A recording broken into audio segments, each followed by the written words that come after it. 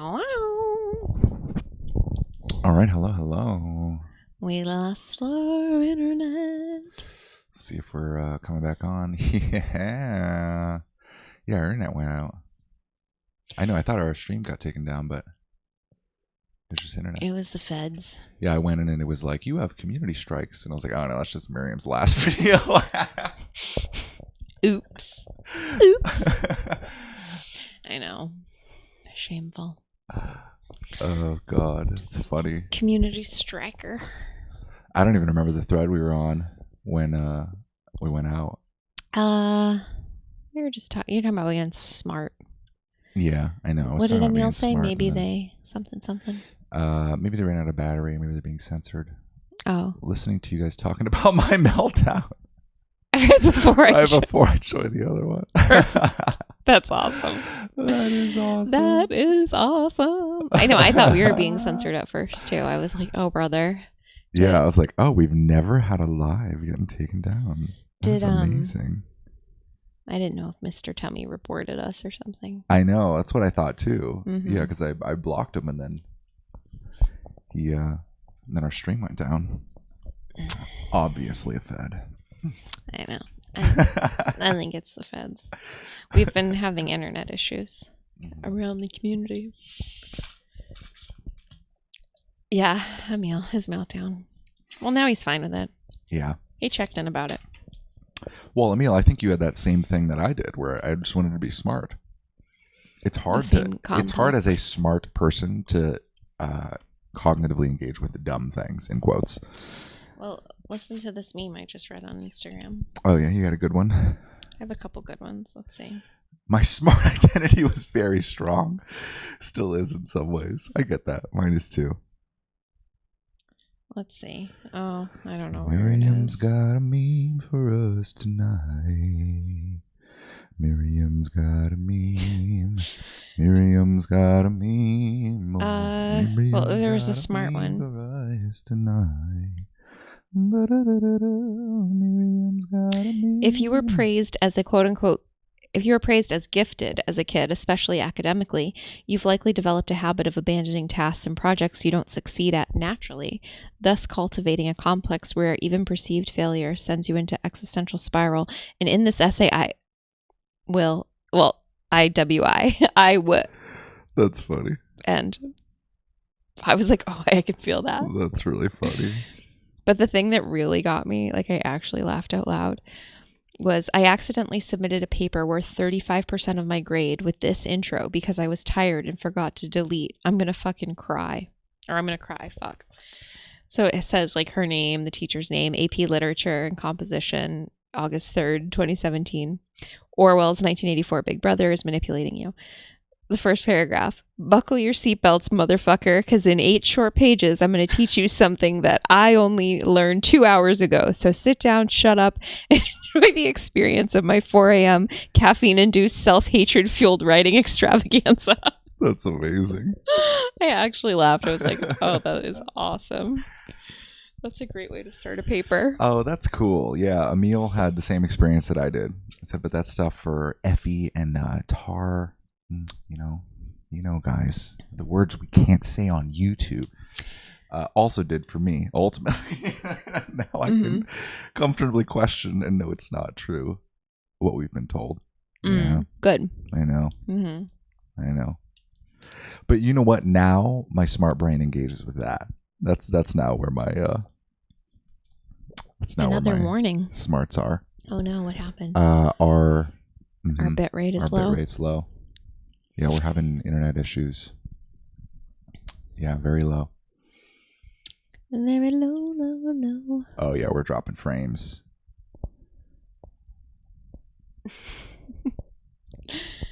Really? Yeah. Okay. We're dropping 27% of our frames. Who else is here? Well, they can hear us. Yeah, I'm sure they can hear us. What's going on with the internet? You think it's Comcast? Bit choppy, eh? Yeah, definitely. Bit choppy. It's a bit choppy, eh? I forgot I sang a 45-second song of just memes. Miriam's got a meme for us tonight. Oh, yeah. That could be my segment. Oh, yeah. We're getting real choppy. There we are. Oh, this is crazy. Yep. My cleavage is a bit much for the internet. My cleavage is a bit much for the internet, eh? No peeking, guys. Like it's stuck on the freeze frame. Oh, here we go. Now we're back. And we're back. We're back up to 6,400 Is that a lot? kilobits Is that per good? second. Who else is here besides Emil? Just wondering. Or are you just a voyeur? Yeah, drop frames. Oh, you know what I also was thinking? What, we're still dropping? Yep, just occasionally. Mm-hmm. Danny! What's up, Danny? Danny. Good to see ya. Every time I go down the Tartaria Old World rabbit holes on Instagram, Danny's been there, liked them. She's already like, I'm like, oh, she's that's awesome. She knows. That's I'm like, should I share that? Oh, no, share this with Danny. She already knows. Hello, Emily. Emily, Emil, and Danny. Mm-hmm. Yeah, we're effing. Sorry, guys. Shoot. Well, I feel like I did say most things that I wanted to say. Do you feel like you said most things you wanted to say? Yeah, I thought there was another thread we could talk about. They always show up at the top for me. I thought there was something. Oh, I was thinking that Turbine Sunrise also had another question in his big chunk of comment. Oh, yeah? I don't know. I thought there was more in there. I don't know that our stream is steady enough to answer a question right now. I know. I mean, we can kind of wait for it to come back a little bit and to be a little bit more stable. We're okay in this exact moment. These words are certainly reaching the stream, but it may dip again at any second. When I dip, you dip, we dip. Yep.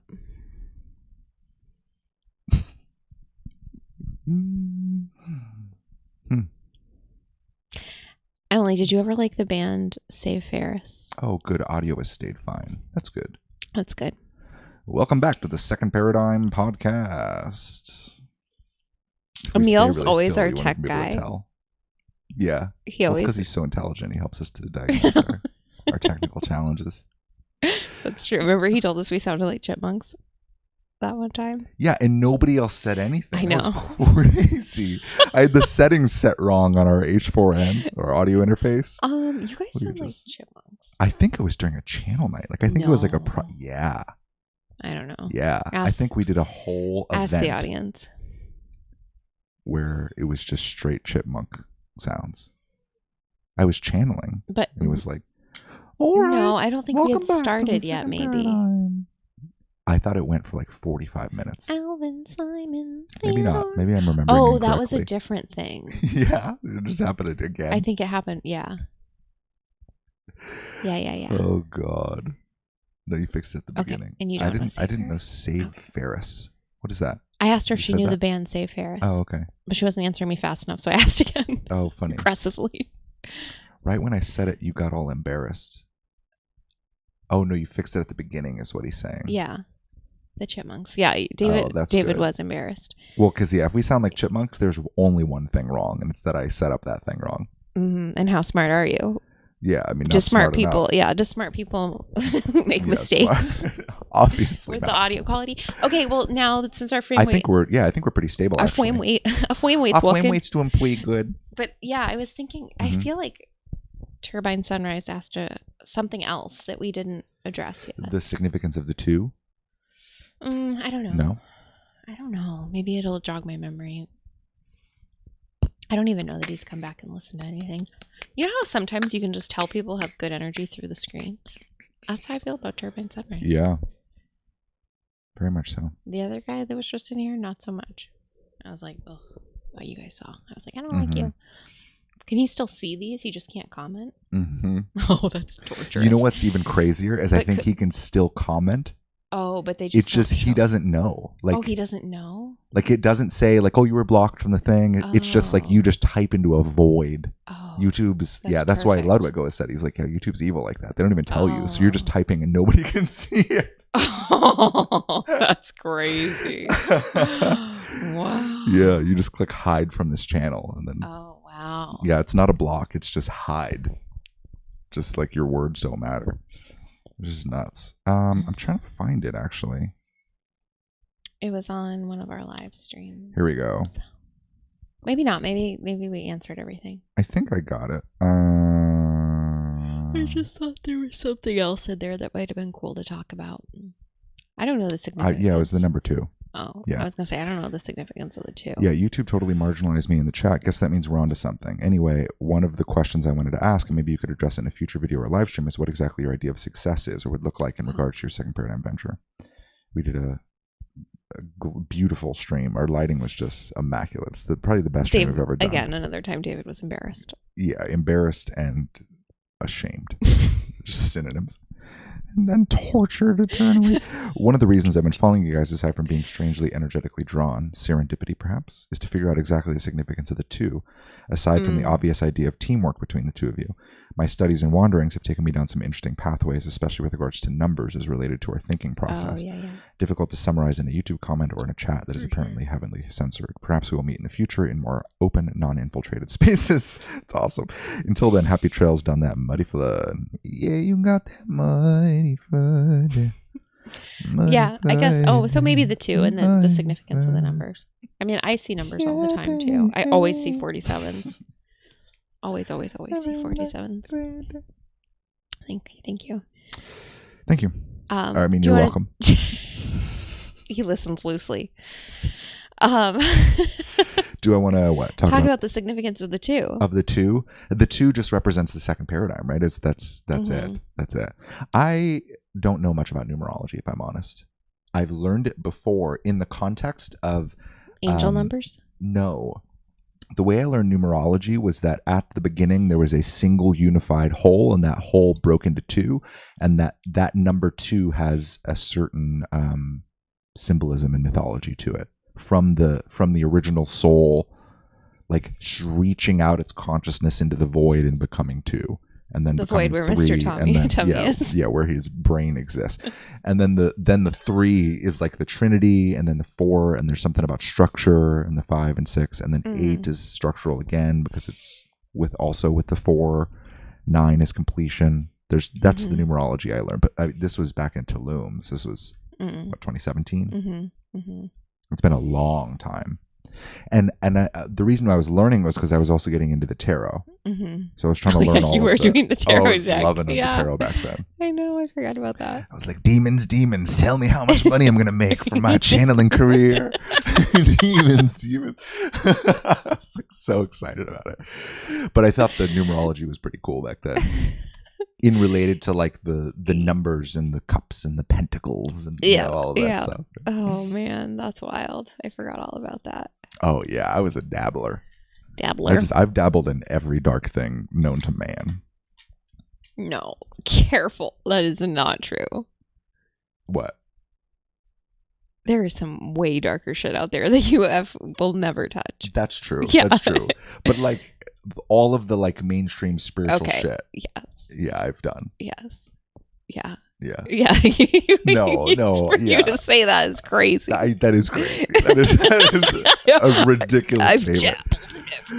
That is ridiculous. Yeah. No. Yeah. You've dabbled in plenty of cult-like behavior that I've never engaged in. Yes, and you've dabbled in the dark arts of mainstream spirituality, which is like baby darkness. Yeah. In reality. Yes. Baby dark, do do do do do do. Baby dark. Baby dark, dark, dark, dark, dark, dark. Baby dark, dark, dark, dark, dark. Baby dark, dark. Oh, Ouija board. My friends played with the Ouija board when I was like 15, and I was afraid of it, and I just kind of stayed off to the side. I don't know that I've ever placed my hands on the Ouija. I did with my cousin when I was younger. My mom always told me not to play with it, but I did. And I just felt like she was moving it around. I was just like, she's like, look, it said yes. But I don't know. It just I didn't feel like I was more spooked by doing like Bloody Mary in the mirror in the bathroom in the dark. Yeah, that shit's pretty nuts. Yeah, that was more scary than visceral fear just pumping. Yeah. And giggles. Yeah. Oh yeah, I've dabbled there too, giggles. for sure. Yeah. But you've never done ayahuasca, neither of us have. I did 5-MeO DMT. Is that cooler? It is DMT is the chemical I did 5-MeO. No, it's not cool. I don't even remember it. I blacked out, and apparently my arms went into the shape of a cross, like I got crucified, and then I screamed for like 15 minutes, and I don't remember anything. And apparently I was crying like a baby about my dead mom. I just crucified, screamed, and then was mom, and that was basically it. I don't remember any of it. It's complete. I have zero recollection of that experience at all. And then I was sitting there and I ate goji berries, dried goji berries. That was it. That's all I remember. In that like classic pack, the pink packaging. Probably. Yeah. No, I think it was in it was in a jar. Oh. Yeah, it was like extra spiritual. A glass jar, a glass mason jar. Yeah. You can't have it in the plastic bag. No. Not what it comes in. No. No, you can't have those crinkles. You need a. That's how you know they're extra bougie. Yep. Plastic. Yeah. I hate thinking about that chapter of life. You do? It's wild. Yeah, it was really intense. It was a very, very intense. There was probably 3 to 6 months where I feel like I was being like very psychically attacked most of the time. And I would just see shadows. It was like, it got really dark, really dark. And then I drove to Boulder to go do drugs. I didn't even realize that that's what they were doing. They were like, "Oh, if you want to come down, we're like doing a thing." And then we just went. What? We just ceremony? Went. Yeah, it was something. I forgot what it even was. But I was so sleep deprived that I started like hallucinating on the way. And I just saw like the clouds were in such a formation where I still have the picture probably somewhere, but it just looked like a giant demon head. And then my hand felt like it was on fire. Like it was like burning. And I was like, this is fucking crazy. Crazy. But that's that period of time is also how I have a hard time reconciling away phenomenological experience. It's that I go there in that time period because I could write that off as like mental illness or hallucination or sleep deprivation. I could write that off. Or like drug-induced schizophrenia. I could write off that whole chapter, but then like even earlier after my mom died and like talking to her in my dream space for 6 months straight and having those experiences where I'd be like, wait, you're dead. And then she'd go, I'm so sorry, David. And then I'd wake up. That's so over and over. It's fucking miserable. It's like just a hellish fucking existence. Those two experiences side to side, I'm like, no. There's more to this reality than just physical. Yeah. There's so much more. I mean that, and being a channel. I mean, it's you know, but like even those in early being a channel, when I can write out my entire day-to-day existence somehow, and I can find that psychological pocket where I question everything, then I still have those like deeper, really intense experiences where I'm like, yeah, I cannot pretend that this place is just physical, just the reality within the reality. Like I can't just play pretend and like, oh yeah, you know, you gotta get a good paying job, huh? Yeah, retirement, am I right? Yeah. Oh yeah, my joints are hurting too. So normal. Inflammation's totally normal part of the human experience. It's not at all what we're eating. No. Like I can't. It's not at all their heads.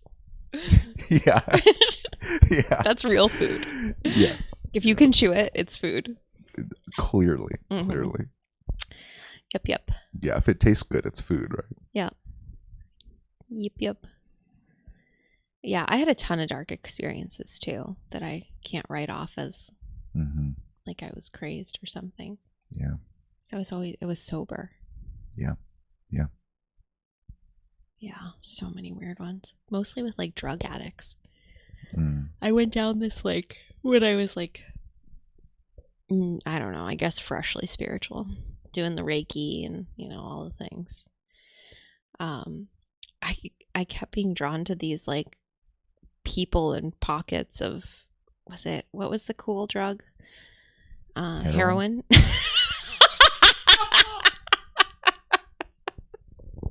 Yes. I don't know if it was cool, but well, that's what everyone was doing, and we had a big heroin epidemic, and there were all these like talks going on, and then, you know, people were talking on stage, and then people in the audience would speak up, and heroin's pretty intense. I've never done it. And they would talk about their family, you know, or how they lost their son to And it was very dark. And I was sitting at one talk. I don't even know. I went by myself. Like, what was I doing? I was just interested, which is so weird that I had all these friends. No one wanted to go. You want to go to the heroin talk? And there was a chair next to me that was empty. And I was like, oh, and I just felt this presence sitting in the chair. And this guy was talking, and he was talking as though the person was alive. Like, he hadn't said the person's name in a past tense or anything. So he was talking about his friend or something and just kept going and going. And then I was like, I feel like that person's dead and they're sitting next to me. And then, like, by the end of the talk, he's like, and that was my friend, blah, blah, blah. And he overdosed on. And I was like, oh, yeah, he's sitting right the fuck here. Like, it was so crazy. How old was I? I mean, I don't know. It was like 2015, 2014, okay. 2015. It wasn't like high school. No. Okay. No. It's when I lived in Portsmouth. I see. Yeah. Huh. I was working at the coffee shop. I had all my spiritual friends. I was doing Kundalini yoga. Yeah. Threw my back out. I was having sleep paralysis. Was being taken out of my body almost every single night. Was trying to astral travel because I thought it was cool. We'd get together with all those friends and astral travel, and then we'd see the same things. We'd lay in like a pinwheel in like a circle and hold hands, and all our heads were in the center of the circle. We were laying on the floor, and we'd do all this crazy breath work to leave our bodies. Mm-hmm.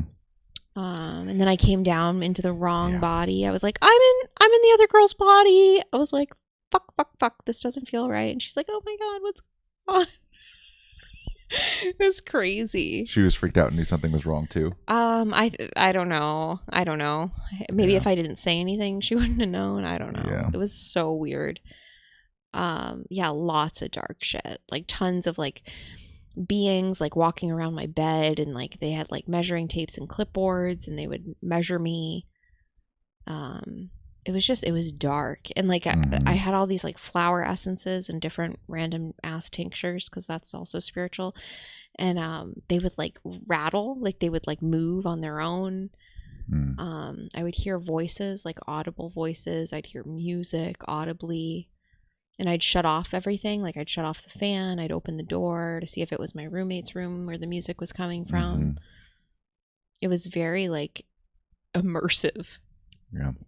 And I was really scared. I was like, man, I'm going to get taken to a mental institution if I like tell people about this. And I told one of my spiritual teachers about it. And she was like, Miriam, you should have told me this sooner. Because I just posted it in the Facebook group, you know. Hey, does anyone else have these experiences? And she's like, no. She's like, you should call me. She like came in to visit me at the coffee shop, like, you know, just freaked out. To make sure I was okay. Yeah. I mean, she came in to order a coffee, but I feel like looking back, there was definitely, and I could feel when there were like said solar flares, whatever that even means. But I could feel like my ears would go. And then I'd go home and I'd check, because we weren't glued to our phones even back then, but I'd go home and check, and they'd be like, oh, at 2:05 p.m. there was a solar. I'm like, oh my God, that was. You would check the Schumann resonance, right?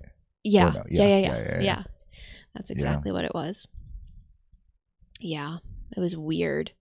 I felt so like tethered to the collective field in a way. Yeah, it's funny that you had that really casual experience about it, or like that you were very casual about it, because it was just your experience, right? Does anyone else have stuff like this? Well, and then they were like, well, you know, a lot of people have been reporting the Slender Man or the Gray Man like coming around, like he's in the area, which is like, that's fucking weird. How's the like interdimensional being just in the area visiting Portsmouth on vacation? Yeah, exactly. The summer, he's just it was just weird.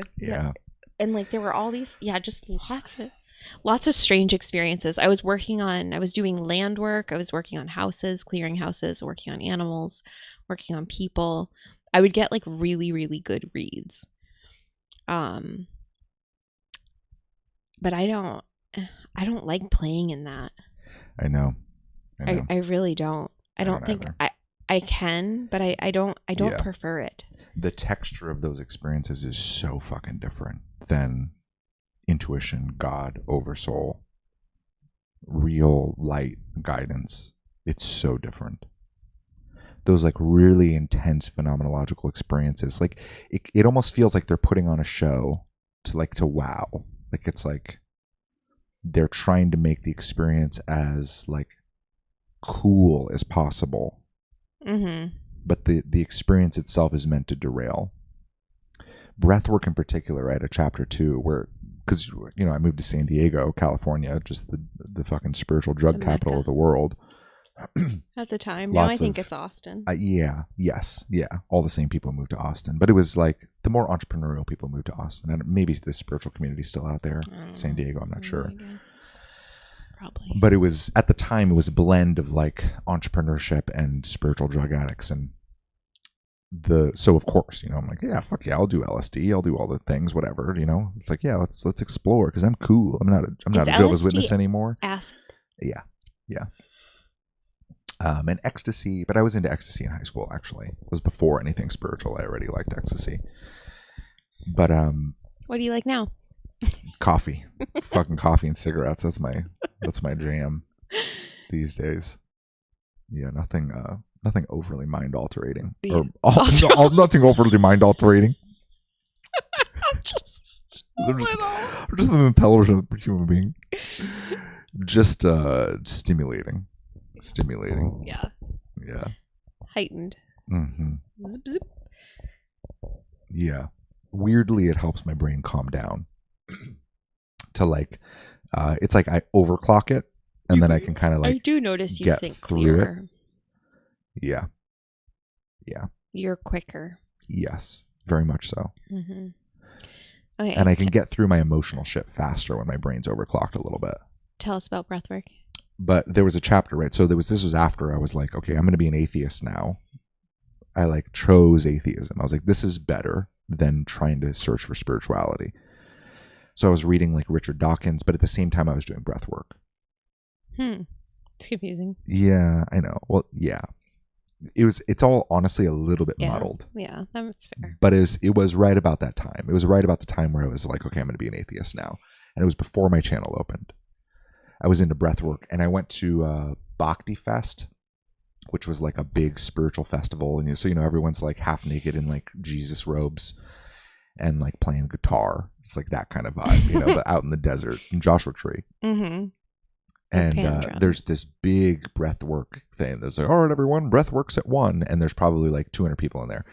And like, I can still hear it. Like, I can still hear the same noise. It sounds like hell. Like, if we were to put an audio recording, if we were to put like a microphone in the middle of the room, and then you could put that in the back of a picture of hell and be like, oh yeah, wow, where'd you get that soundtrack? Like, that's so like, how'd you get that? Because the way that people are screaming is, oh God, it is just, and underneath it too, there's this droning. Everyone's like everyone's doing that, and then there's people screaming and wailing in the background, right? So it sounds like the soundscape of hell, right? But I'm breathing, and I'm like, oh yeah, this is light, this is spirituality, so I'm breathing and breathing and breathing, and then most times I did breath work, I had crazy phenomenological experiences. I would always feel and visually see like my mind's eye beings come in. And then I would talk to them. And there was this being that came in. It was like this little gray being. I didn't know anything about the like ET landscape and all this. It was just this little gray being came in. And he was like, I want to give you something. And I was like, what? And it felt weird. And I was like, what? And he's like, it's love. And like, it was like, it put something in my body. It was just this weird, it was like, oh, this is fucking, I was like, oh, this is cool. You know, it's like, it's a mix of this is cool and this feels very wrong. And I'm like viscerally terrified, but also so deeply confused that I don't know how to make sense of this. But I like that I'm exploring spirituality. It's like all those emotions all at once. I know. And I remember, so at the time I was living with 4 monks. I think they were Tibetan monks. So I would wake up at 5 a.m. to one of my roommates outside drumming. Just the little fucking drum with the stick, you know, like just very like. So I go home from Bhakti Fest and I'm like, hey, just like quick question. Do you ever like when you're meditating, do you ever like see beings?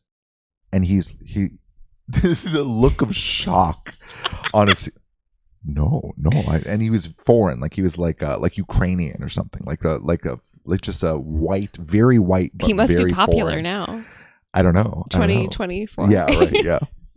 I don't know. Maybe it's Estonian or something. Who knows? But it's, oh no, I've never had. No, I don't.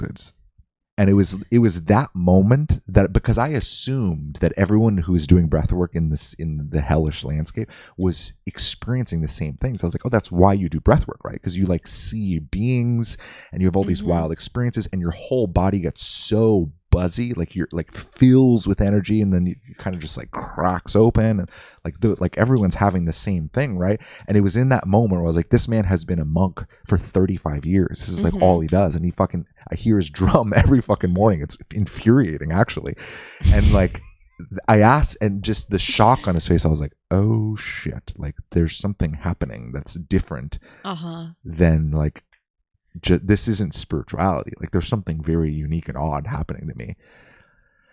And I think it was, I don't know if that happened right before or right after the atheist phase, but it was all kind of happening around the same time. And then I just shut it all fucking down. Shut it all down.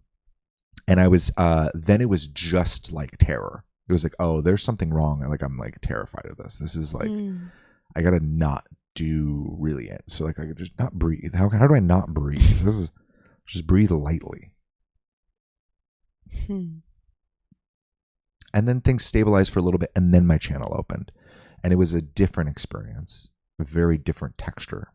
I wasn't like off put and like kind of on the back of my heels. It was like, oh, this is cool. And then there were lots of chats, and all of my first chats with B, and there was another being at the very beginning, both a part of my oversoul, from my understanding. It's all, that whole context is a little murky for me these days. But there was all of the conversations at the beginning when my channel opened were all, how do I know that these phenomenological experiences are valid? How do I know that I'm not just crazy? How do I know that you're actually an external intelligence that's not just a piece of my own subconscious mind? Like, how do I know that I'm not just accessing a flow state, and in that state I'm able to think differently, and then I'm externalizing that and personifying it to give my brain a convenient way to be able to experience it? Like, I went through all of these, like it was like everything that I could think of. And I mean, as far as I remember, they answered everything well. I remember playing you this recording. It was one of the first times I met. I remember. Because In the the way kitchen. that B walked me through it, he's like, all right, so try to say the exact same thing I just said right now in the same energetic. And then I was like, so try to say everything. And I was like, wait. I was like, no. Like I was just doing a pretend voice right now. Like I was trying, like my brain was so confused. But it's different. It's very distinct. And when B rolls through, like I'm tracking the thoughts, and I'm tracking as it's going through, but it's external. Yeah. I think the first probably, I don't know, I mean, maybe 2-3 years of channeling, things were still a little bit murky though. Like because I was still dabbling in tarot and all of the ET stuff, and everyone around us was very galactic and wizards and shamans, and so we're still dabbling. It took a while for it all to cut out. I know. Well, because you were willing to channel everything. I was willing to channel anything. I was like, oh, I'm good at this. I'll fucking channel. Yeah, you got a like frog ancestor. I'll fucking channel that frog. It was crazy. Well, you feel resonance with that rock over there? Fucking give me a shot. I know. I know. I just had zero discernment. Zero. I just had a skill set and no discernment. I just liked being good at it.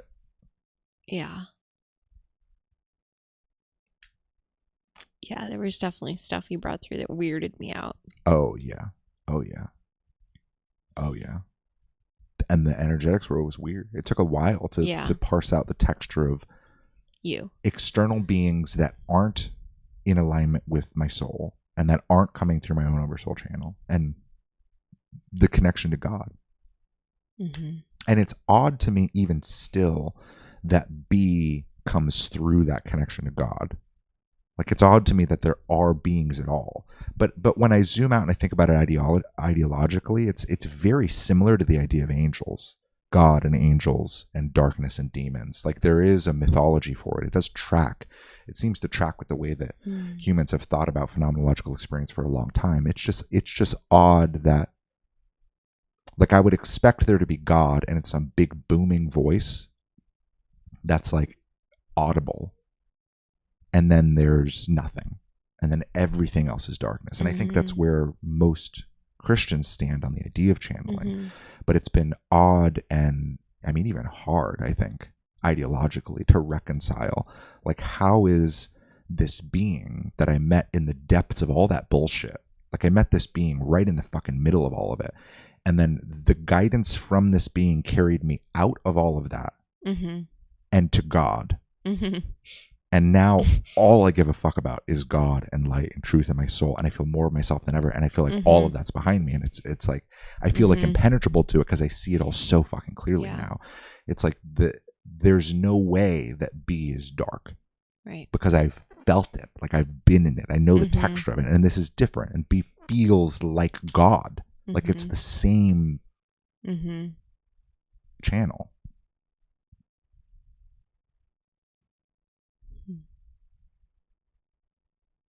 Yeah, it's odd. It makes me uncomfortable in the same way that being a flat earther or a Tartaria conspiracy theorist makes me uncomfortable. It's a very similar, like, I'm not supposed to believe these things, but I do, and I can't help it. Like, it's like a very similar thing where it's like, this is a collectively inconvenient thought that I stand behind 100%, but I wish I didn't because it'd be much more convenient socially. You know, it's like that kind of thing. I think it's more uncomfortable. What? Than Tartaria and being a channel. Yeah. Oh yeah, it's more uncomfortable, but it's the same. It's the same feeling. Same feeling. It just doesn't. It doesn't threaten my intelligence. It threatens my sanity and my goodness. Right. It's like both. It's like, are you sane? Are you working for darkness? Those are the only two ways to interpret it from most consensus ideologies. So it's weird being the dark, insane person. But to know that it's not, you know, like on a deep, visceral level, because I know what the other side looks like very clearly.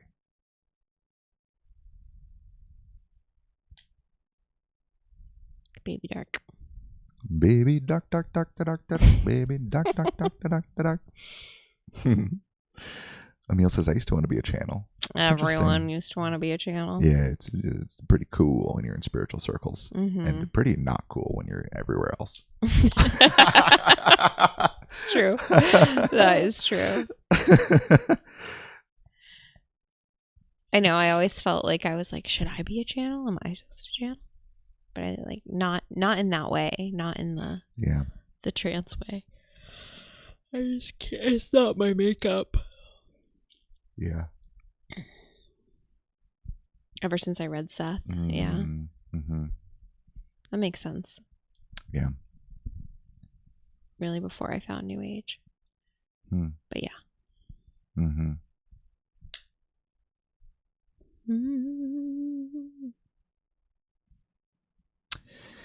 Yeah, it's one of those grass is greener kind of things. Because I think the like external perception, even outside of just it being dark, is that like I have all of the secrets to the universe at the tips of my fingers, but I don't think that's really the case.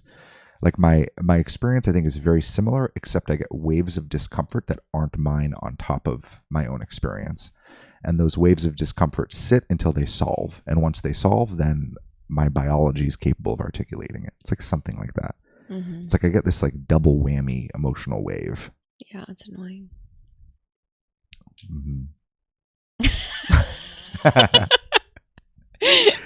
I don't prefer it. Yeah. I'm like, ugh. Yeah. I'm like, this isn't you. This isn't you. What the fuck are you saying? This isn't even you. You don't even feel this way. You don't even think this way. Why are you saying this? But it's like what our people are going through. Or it's like what, like people that need to hear a message, or there's something brewing that would help. Miriam says it's annoying. LOL. Yeah, it probably is. It makes sense. Sure It do. makes sense. I sure do. I say it's annoying. Yeah. I don't know. Mm-hmm. It's because you're so deeply in it, and sometimes you're like fully identified with it, and I think that's even a part of the process to be able. You have to like. He almost has to identify with it to get out of it. I know. At least that's how it seems. Sometimes it needs to land harder than I would want to go. I think. And then it just seems like it's yours. I'm like, why is he like this? Mm-hmm. Like, what's going on? Is he okay? Are we okay? So what's happening? Yeah, you used to be more the "Are we okay?" I was and now so it's insecure. Maybe it's or is he okay? I'm like, what the fuck? Why is this taking so long? He just needs to bring it through. Just write. You just need to write. Yeah, which is probably helpful. Or why don't you in just those moments. why don't you just channel? Go upstairs. You just need to channel. Yeah. Oh, thanks, my love. I feel so much better now that I channel. Yeah. That used to happen all the time. Yeah, that happened a lot. All the time. Way more. I would say with the thing we're talking about, real time, past 2 weeks. Huh? Like I think real time the past 2 weeks, there's something that is landing that is so uncomfortable for me, and I have no idea what it is, and it's not mine, and it's completely unrelated to everything. That's how I feel too. It's like there's like an ideological discomfort that is landing, and things are slowly resolving, and like little tidbits come through, and like even that thing about success, from Turbine Sunrise. Chris. Chris. I don't think so, but I can't remember his name. I know, I forgot. Turbine. Turbine. I know it wasn't Jeremy because Jeremy's the other guy, but I don't know his username. Yeah. But Turbine. We did listen to some of your music, Turbine. I know. I was like, oh, he has a YouTube channel. Yeah, I know you have a band. I don't know if you still have a band. You haven't posted recently. Yeah. And I did try to find you on Instagram, but I didn't know. I just typed in Turbine Sunrise, and then this weird shit popped up. No accounts, just like pictures of like turbines. Yeah, like the like wind. Yeah. I was like, oh, funny. This is not what we're going for. Yep.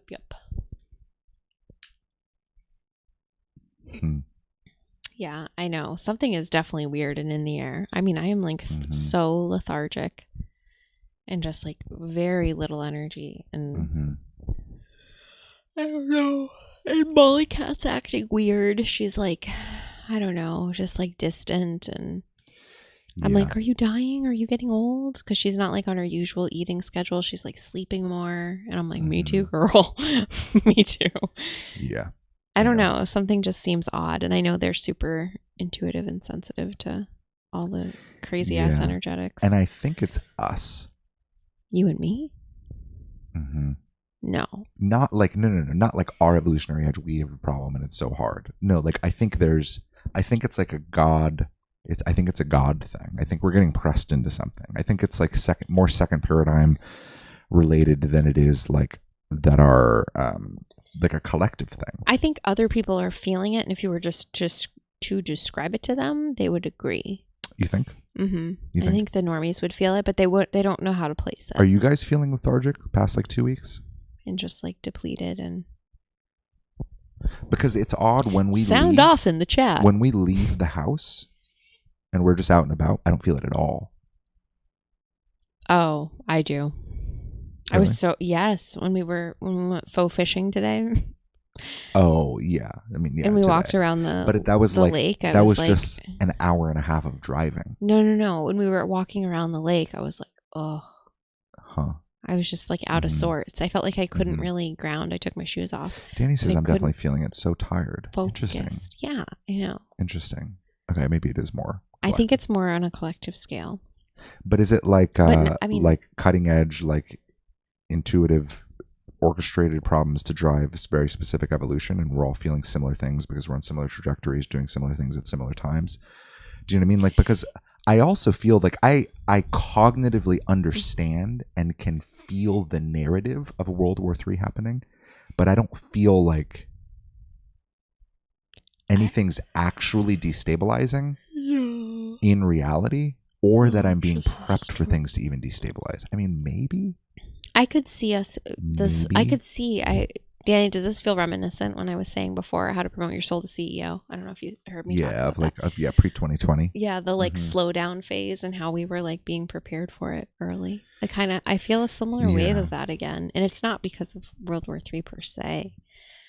What does that even mean? Yeah. You know, it's just talk. Yeah. Talk. I mean, it means that we would go on our news feed and we would see like dead people basically every day.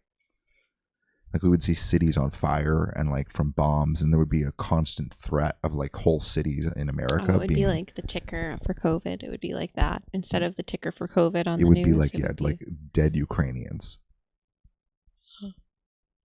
But like a constant looming, like we would see videos all the time of like Putin and like Xi Jinping saying that like the east coast of America is going to be gone, obliterated tomorrow unless you know, I think it'd be shit like that. Unless where everyone's just scared all the fucking time. Unless you what? What do we give them? What do they want? Ukraine and Taiwan, I don't know. Oh yeah, China wants Taiwan. Mm-hmm. Well, we give up Taiwan. We give it up. It's all just it's so silly because they're all friends. Like it's not even, it's just pretend. Yeah, they all go hang out underground. Yes. Drink scotch. I can still function and work, etc., but I just lay on the couch at night. Just yeah. so although I was sleeping even more. Yeah. Back then. Yeah. Mm-hmm. I know, something's odd. Something's odd. But I guess simultaneously, I'm feeling, I guess maybe this is what's interesting to parse out. Maybe there is collective shit happening. But I think personally, I'm parsing out, oh, actually, I got this earlier in the shower today, funny enough. It's further on that success thread and where it went. That place of how all of the utopias and dreams are kind of collapsing, but like you're engaging even more deeply into what's here. I am feeling that there's a sort of like a vigor that's wanting to come online, like a zest for life that's wanting to come online, and I feel like I'm like moving through all of the muck that like keeps me from feeling that zest. Like I can tell it's like, that's interesting. It's almost like God is like, hey, if you were completely free right now, you would be like tweeting. I know this is so stupid, but this is my experience. It would be like there's this sense of like right now you'd be doing like something you would physical. I thought, because you were talking about vigor and zest, I was like, oh, he'd be like, I don't know. I thought it was going to be cutting down a tree or something. Like or like cool. Running. No, well, yeah, yes, but it's like, yeah, like I would like it's that feeling. It's like, David went for a 4-mile sprint today. You'd be tweeting. I know it sounds so stupid. But that's the feeling. It's like you would be writing like crazy. Oh, yeah. If you were actually biologically free. So why aren't you? It's like I feel this. So why aren't you? And I'm like, oh, fuck, I don't know. Like I'm not. Is it even fucking here? Is it then I feel this like angst and it just churns and I'm like, okay. There's something that doesn't quite understand how this thing works yet. And I'm feeling the difference between energetic openings and energetic necessities. And I think I'm on point for every energetic necessity that comes down the timeline. And I don't know that I necessarily take every opening to engage with moving forward this thing as quickly as possible. And I think there's a gap in there, and there's something ideological and emotional and psychological that's trying to parse out. And I know it's in me, but at the end of the day, I know I need to solve it slowly and cognitively so that I can teach it. Mm-hmm. Ben relates. And Danny says that makes Honestly, sense. I can relate to what you're saying, David, more than the weight being from a collective gunk. Yeah. Of course you relate, Ben. For sure. It sounds so silly, where it's like, I know if I was free, I'd be making a YouTube video right now, but like, but I just can't. I'd be doing so much more. Yes. I'd be on the internet. Yeah. If I were free, I'd be making all sorts of metaverse content right now. There's a partial eclipse tonight. I think it's called the harvest moon, which the law of one, you love being harvested. That's true. Yeah, maybe today's the day that we ascend into 5D consciousness. Yes, maybe that's it. Today's the day, and we're just feeling ascensionary symptoms. Hashtag sarcasm. Mm-hmm. But yeah, I mean, I do feel linked to the moon, for sure, especially as a woman. Oh, there's certainly a cyclical component of reality. Certainly. 100%. But it is. Yeah. There's something intense in the air. Mhm. I mean, I feel like, yeah, if you were to talk to like a normie person that doesn't track energy or anything, Mhm. I think you could describe this feeling and they would be like, oh, yeah. Yeah, you think? Yeah. Like, oh, yeah. You think everyone's feeling it? Yes, I'm going to say yes. Yeah, that's interesting. But I don't. No. Not that they're like necessarily aware of it or like drawing attention to Right. it or growing from it, or. But But it's you like, think it oh is yeah, like I usually go to whatever on Thursday nights, and I decided not to go this week, or like it just like little stuff, like oh yeah, I just ended up, I fell Yeah, that's asleep on the interesting. couch, like I missed my blah blah blah appointment, or like just kind of feels like that. I mean, I think we're being microwaved to like the gazillionth degree. I really do. Like something shifted. And like I don't care about so many things that I used to care about, I think, or something. Like I feel like removed from at least stuff with the HOA and all that stuff, like everything. Like I don't have the level of care that I did before. Danny said that she had an extra cray-cray client this week. So that tracks. Cray-cray. Danny, you always have the cray-crays. Yeah, I don't know. Things just seem odd. I mean, we really are all connected. And I mean, if there are more people listening to the narratives that they should be listening to and that they're supposed to be listening to, then that gets pumped out into the field. Oh, 100%. Right? Like, yeah. If I were to believe what was happening right now, I'd probably be pretty scared. Yeah. So it makes sense that people would like shut down. That is true, actually. That is true. And just kind of want to stay home. And you know what's interesting though, and this is maybe what I'm just realizing real time. I don't know that I've really thought about it this way before. But I think, at least the way that my intuitive channel functions day to day, I feel like, I guess God takes these opportunities. Agreed. Yes. To personalize it. Yes. 100%. Do you know what I mean? Yes. I was going to say that earlier. Yes. Because there's like this very well may this Mary kill fuck. This very well may be a collective feeling. Yes. But I feel like something is ripping through me, and Agreed. I can tell that it's driving me towards something that I've wanted to become for a very long time. Yes. I don't think everyone gets this custom of an experience. Yeah, I don't. That's interesting. Yes, 100%. That's very interesting. Yes, you picked up that entire thread.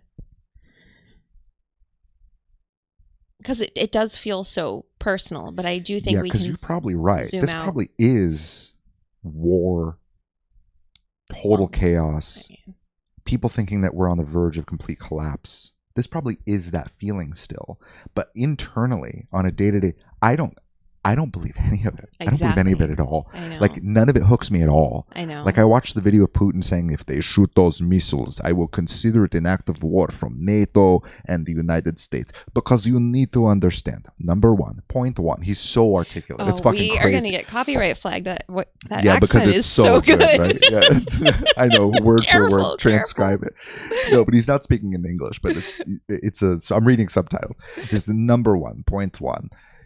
The US and NATO are the only ones that have the ability to use the long-range missiles that they are speaking of. So if these missiles are used against us, Ukraine does not have the capability or the satellites technology to be able to... baby. So Ukraine does not have the satelloons to be able to identify the exact point that these missiles would launch, which means that they would be coming from the United States or from NATO, and we would consider that an act of war. It actually makes a lot of sense. Mm-hmm. Makes a lot of sense. Why it's so controversial, and he outlined it actually very well. But I feel like I should watch that and watch Justin Trudeau go, today I believe that Ukraine needs to win this war at all costs.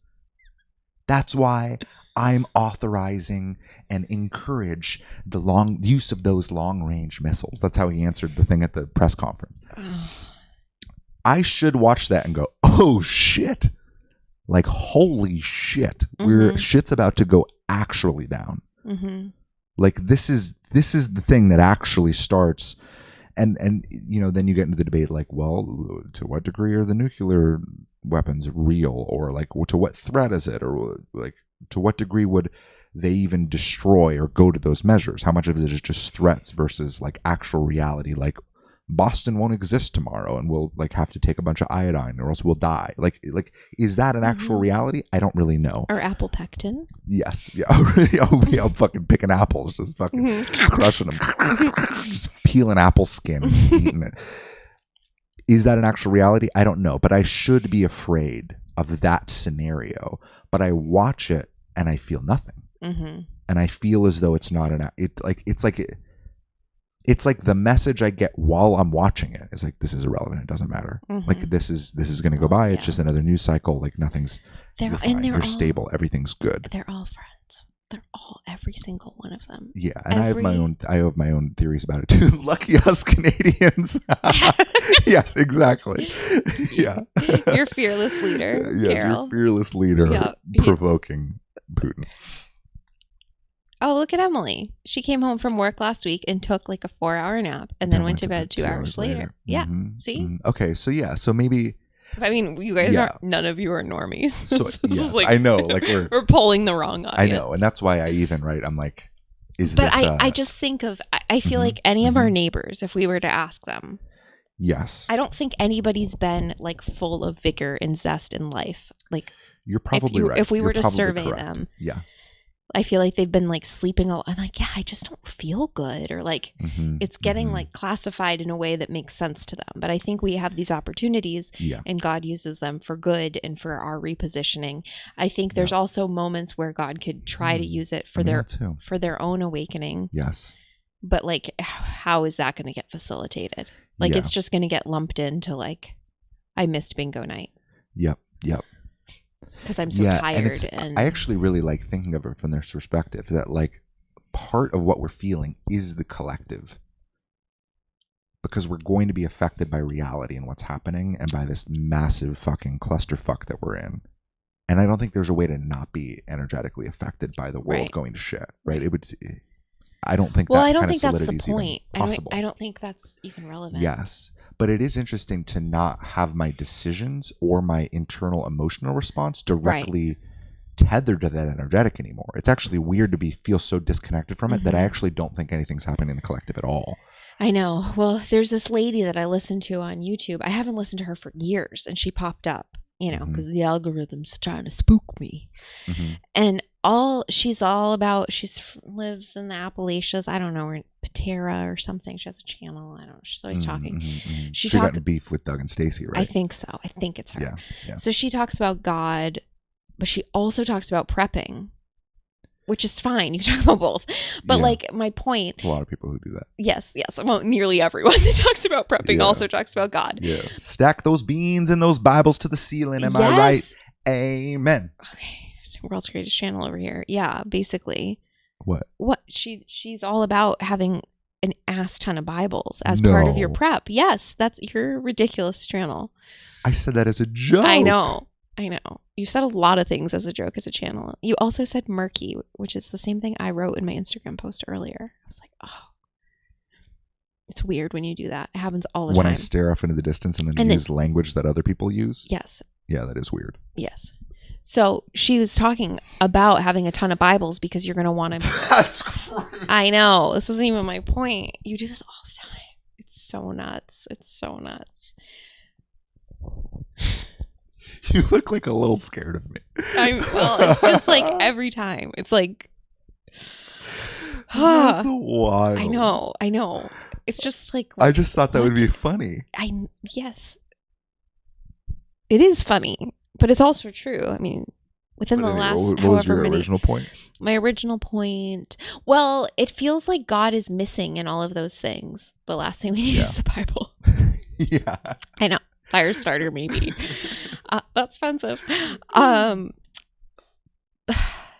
Okay, so it's just interesting because like my belief in God is so much different than that belief in God, the Christian belief in God. Because I'm like, wait, where is God in this? Yeah. Like when I'm listening to the prepping and the beans and the, go to Aldi and get all these groceries, and you got to can them, you got to freeze them, you got to dehydrate them, you got to freeze dry them, I don't know. And it's fine. You can have beans. We have beans. But she was talking about like, you got to have water, you got to have, and I understand. Like I get it on a practical level. I'm not making fun of prepping. I understand having some extra on hand. But like, it just feels like there's like a lack of actual God embodied, integrated in these messages. Where are you going? Where are you going? What, are you going to her channel? Are you going to fucking recite her whole thing? No, I just feel like the point is landing more for me. I feel like I'm resolving real time. What? So I just had to. What are you resolving? The feeling. I mean, just us talking it out. You talking about this. It's helping. It's helping. Well, okay. So I watched her videos, and then I was like, man, I'm supposed to be like. I was thinking of who I was a year ago, 2 years ago, most like a year, I would say. And I would have been spooked by what she was saying. Yeah. And I would have been like, okay, yeah, so she says beans, rice. Okay, yeah. We only have 3 Bibles. That's probably not enough. I know. So many different things. I would have been like checking on and like feeling like we needed to buy. What? It's funny that the comments last for so long because there's not many people on. So this whole chapter is going to say the last thing we need is the Bible. Just fucking this whole like 25 minutes is just going to be just sitting right here. Just offend, just funny, kick people right out. Welcome to Second Paradise. Yeah. I mean, it's cool though. It's cool. This is the degree of solidity that I've always wanted. Oh, yes. Well, I didn't realize, like, I can see through the bullshit of like the red light and the this thing and the supplement and the that and like all the gadgets and gizmos. I can see through that, and the sprays and the squirts and all the, like, I can see through that. But when it comes to like food and survival, that feels a little more important in the responsibility scale and like what you do. And if you're in the know, you have the responsibility to be a good prepper and have all your preps in order. And oh, I mean, like there was immediately when I think of, I mean, maybe this is just my like cognitive trapdoor, so I don't have to feel that stress. But immediately I go, I have so many rounds of 22. Like I could kill so many squirrels and rabbits. I don't even know if we like squirrels. I don't go there. That's immediately where I go. I'm like, I could easily get a rabbit a day. I know that's not much, but I could easily get a rabbit a day, and I think we'd find on a rabbit a day. Okay, well that's good. Immediately, that's good. That's good. I go to, I don't know, just making sure, like I do, or at least I used to. Now I don't really feel like I care. I mean, we do have rice, we do have beans. Check those arbitrary boxes. Oh, we have water, but like I don't know. There's just yeah.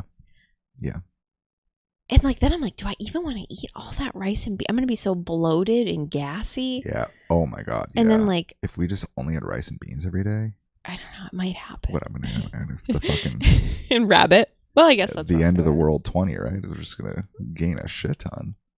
The end of the world 20. Like the freshman 15. Yeah. Oh my god.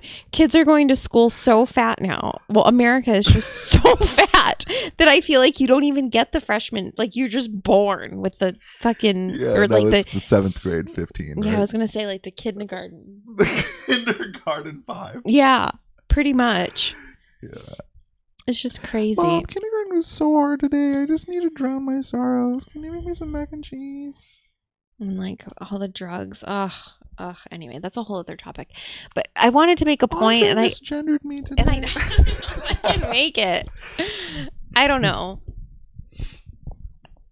I do see that I've grown, and I'm not getting hooked by those things. And now, to me, as she did seem as though she was someone that like knew what was going on or something.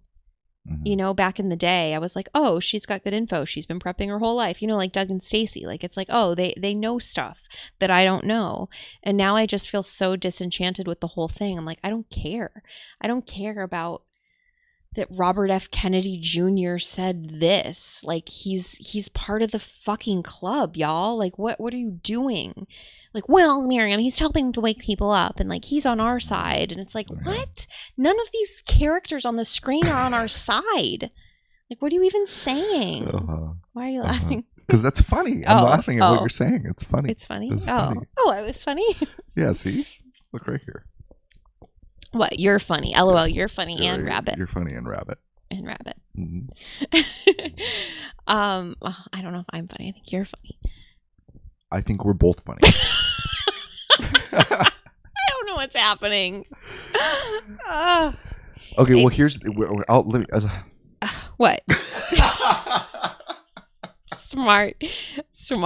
I got some things to say.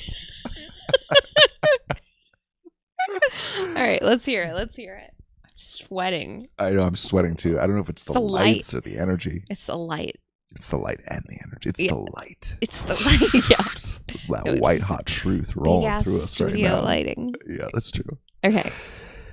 What am I trying to say? No, it's not about what you're trying to say. What she's trying to say is rolling through. It's the thing that's rolling Summarize through. Summarize it. Well, okay, my sense is that what's happening, that we're feeling, is actually collective, which is interesting. That's your point. I didn't acknowledge that until you said it. I actually think, though, that what we're feeling is more intense than what the collective is feeling. Because I think they're used to it. They're used to feeling like shit. No, having because I think every single poison eaten and drank. Yes, sure. No. But this I think is the significance of what's happening for us specifically as intuitive people in this chapter of life. Because I think you've been saying that we're getting prepped too. I actually find that fascinating because it's all the same thread. My sense is that this is collective, and I haven't acknowledged that at all because to me, I look out into the collective and I'm like, looks fine to me. Like that's a clusterfuck. But when I go into other people's psychology and then I look at the collective, I go, oh shit, like we're fucked. Like that's all I see from other people's psychology in how they would make sense of the world. That's how they're doing it. Even the Christians. Yes. The people that believe in God. Yeah, I'm like, wait, this Jesus is confusing. better hurry the fuck up because we're gonna die. Yeah. So I think there is a collective element of this, but I think we're actually feeling what everyone else is feeling ramped up. And at the same time, at least this is what I'm getting personally, everything is about me speaking and pressing into an embodiment where I can like teach everything. Where you can tweet. Everything. Where I'm capable of tweeting at 2 p.m. It's a fucking dream. It's a dream of mine. I have a dream that at 2 p.m. I can wake up and not be swamped by the collective soup and tweet.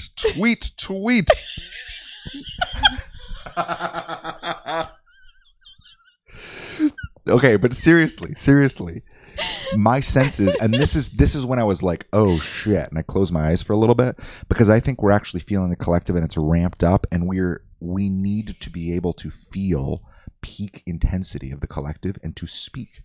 That makes sense. To be clear, to not be taken out by the collective shit, because we already see through all of it. Yeah. We have to be able to feel the collective shit, have it ramp up, because I think in a year and a half, everyone's going to feel like that intensity all the fucking time, constantly. And we're going to be directly inside of it with them. Yeah. I don't think they're in it yet. I think it's getting ramped up. But I think we're feeling a more intense version of what people are feeling right now. That's fair. And in that ramp up, the purpose of it is to get us normalized to what people will feel like before they feel like that. So that when things go to peak intensity, we'll be able to speak and actually do something. Yeah. I think we're building a solidity in forward movement and action that we've never had the necessity to build before. We've never had to do that before. We couldn't do it in 2020. That was like, just please see something. Please open your crusty ass eyes and see something. That's like what 2020 was for me. I was like, fuck, they're so crusty. I don't see anything, God. But now I feel like I see pretty fucking clearly. And there's just this sense of like, oh, like I need to be okay with the collective freaking out and with the intensity, and still stable and like capable of driving forward and doing the things that I know are here. And that embodiment's not fully landed yet, but I feel like that's what's getting crushed into me right now. And it's interesting. That makes sense.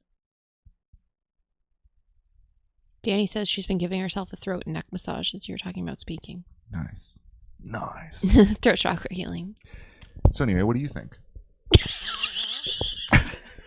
I don't know. What do you mean? I think what you said is great. Can I repeat it back? No. Oh. That's why you rewind. Yeah, that makes sense. Well, I don't know. Do you think, did I drop your thread? That tracks. Did you drop my thread? I don't think so. I'm just sweaty. I'm sweaty and uncomfortable. You're in a jacket too. I know. I'm hot and I'm only wearing this know. sexy ass polo. That's true. It is very sexy. Thanks. He has a Mickey Mouse one too. Yeah, I do. It doesn't fit me as well as this one. It looks similar. Yeah, it does look similar. It's like a monochromatic Mickey Mouse. Mm-hmm. It's a bunch of diamonds, and then there's Mickey Mouse heads. Mm-hmm. A bunch of straight up and then upside down. Yeah. I'm blocking my hand. A bunch of Dang it. Everything's birds. compasses. Yeah. They're all at 47 degrees. Yes. Or 33. It's hard to tell. Yeah, there's 33 Mickey Mouses on there. All of this tracks, Danny says. Yeah. Mm-hmm. Yeah, I mean, I could say that too. It's weird to say it preemptively, but I could say that retrospectively, looking back at 2019. I mean, I have. That's what was happening then. Because it was too weird that we were all like guided to slow down. Yeah. To like a snail's molasses, if you will, Danny. Yeah. Like to really the thing slow we were dealing down. with most ideologically was, is it okay to be a lazy piece of shit and to give up on everything? Yeah. And to not be successful and to not do all of the things that I've been told I need to be like, do I really give up on all the manipulative shit? Like all the things that are out of alignment? Because that's where all of my worth comes from. Yep. So I'm just going to be a lazy piece of shit and do fucking nothing. Mm-hmm. That makes me just want to fucking sit and watch Netflix and eat ice cream and give the fuck up. And I'm like, all right, well then fucking do that. If that's all you got, that's all you got. But like, you got to stop doing all the out of alignment shit. We weren't a solid. We didn't say it like that at the time. It was just like, yeah, that feels right. Also, we're just fucking trying to figure it out. But yeah, we tried. That's what my tombstone's going to say. He tried. Just that. Not even my name. He tried. And I'm going to bury you First in the name backyard he, so that way tried. We can be a cemetery and not have to pay property taxes. Yeah, I wonder if that's true. If we you can get be classified as a cemetery, it's fascinating. If you bury someone in the backyard, just anyone, pick anyone. I believe a family member. If you bury them in your backyard, then you can be reclassified as a cemetery. And then you wouldn't pay property taxes. Yep. And would no longer be part of your HOA. Right. Yeah, is what Miriam saw on a TikTok today, and we verified 0 of that as fact. Right. Is that true? And should I bury David under the pavers to save some money? Yeah. What, when I die? You think I'm going to die soon? It's a joke. Oh my you think I'm going to die soon? No. Joke is psychics. No. I don't know that's under premonition. It's not. No. Guys, this is it. Oh my God. Miriam, carry on my name and my docs. Oh, that's like double the channeling. I could bring you through, but I couldn't bring B through. Yeah, it's just me trying to direct you to do technical shit. Oh, I'd be so annoyed. All right, drag and drop editor. Drag and drop editor. Right click. Oh, you need to center that text. Oh my God. I'd be so angry. So annoying. I'd be so angry. I hate this. Oh God. No, I don't know. It was a random video that I was like, oh, that's interesting. There's just so many loopholes, you know? Mm-hmm. And the whole like cemetery of it all is to just make money. Caskets are expensive. Tombstones are expensive. Yeah, that's interesting. I don't know. It's all like that, right? That's the reality within the reality. Like, that's why. Yeah, it's shit that we just accept as reality. That's like, actually kind of weird. Mm-hmm. Yep. Yeah, that might be a weird one, right? Looking back on, like, it's hard to tell what weird things we do as a civilization, right? Oh, yeah. Like, you look back at history and it's like, wait, they did what? They ate what? Their exercise equipment was what? Mm-hmm. But that'll probably be a weird one. Like, wait, you buried your family on property that wasn't yours? Just in like big plots of land? Mm-hmm. With strangers? No. Yeah. Mm-hmm. Yep. Like, you didn't like honor them and like keep them in your land? In your yard? Well, because then the other thing too, allegedly, with what I learned today from the internet with no verification, is that so your house becomes a cemetery. You don't pay taxes. You don't pay taxes to improve your property, and your family and your property stays in the family forever. It can never be taken from you from the government, even if you default on your mortgage. In that classification, yeah, that's interesting. Mm-hmm. Everything is. What a lie. Is that what you want to say, Carol? Everything's a lie? I couldn't agree more with that point you just made there. Yes. Yeah, it's pretty bananas. But yeah, I just think it's a little bit rough right now. Just to be a human here. Yeah, that's fair. I know. I was thinking today when we were driving, because we were listening to old music, like Green Day and stuff. And then you started listening. It's not that old. That's old now. I know, but not now like Green Day is well, old. I know, but I'm thinking like 40s is like old music. Sure. But yes, but Green it's weird Day, because yes. like you can trace culture out into the culture we have today through the music. Yeah. Like, it's weird. Like, when I was younger, everyone was just emo. Like, everyone was just sad for no reason and angsty. And it's wild that turned into that like rebellion, and then it got really dark. And I know Sarah Petruno. Now culture's like all sex and was into the emo. Oh yeah, now it's all like sex and drugs and like a revolution, like political women's revolution, empowerment too. Yeah. What if you bury your neighbor under the papers? Don't give me any ideas. And then use them to reclassify as, excuse me, I know your loved one just died, but would you mind burying them in my yard? I'm trying to get classified as a cemetery. I know it's a little bit insensitive right now. But then I wouldn't have to pay property taxes. This is really good. And then or we could split this up. Yeah. I'll bury his legs on my property. You bury him. Get out of here, you crazy asshole. Yeah, but then later at like 3 a.m. they'll be like, wait, did she charge their family? It's like you know what's fucking crazy is this is like the beginning of cemeteries, right? This is like what if we bury our neighbors on our land and charge them? And then they were like, yeah, actually, let's do it. Yeah, that's exactly. That's crazy. I love it.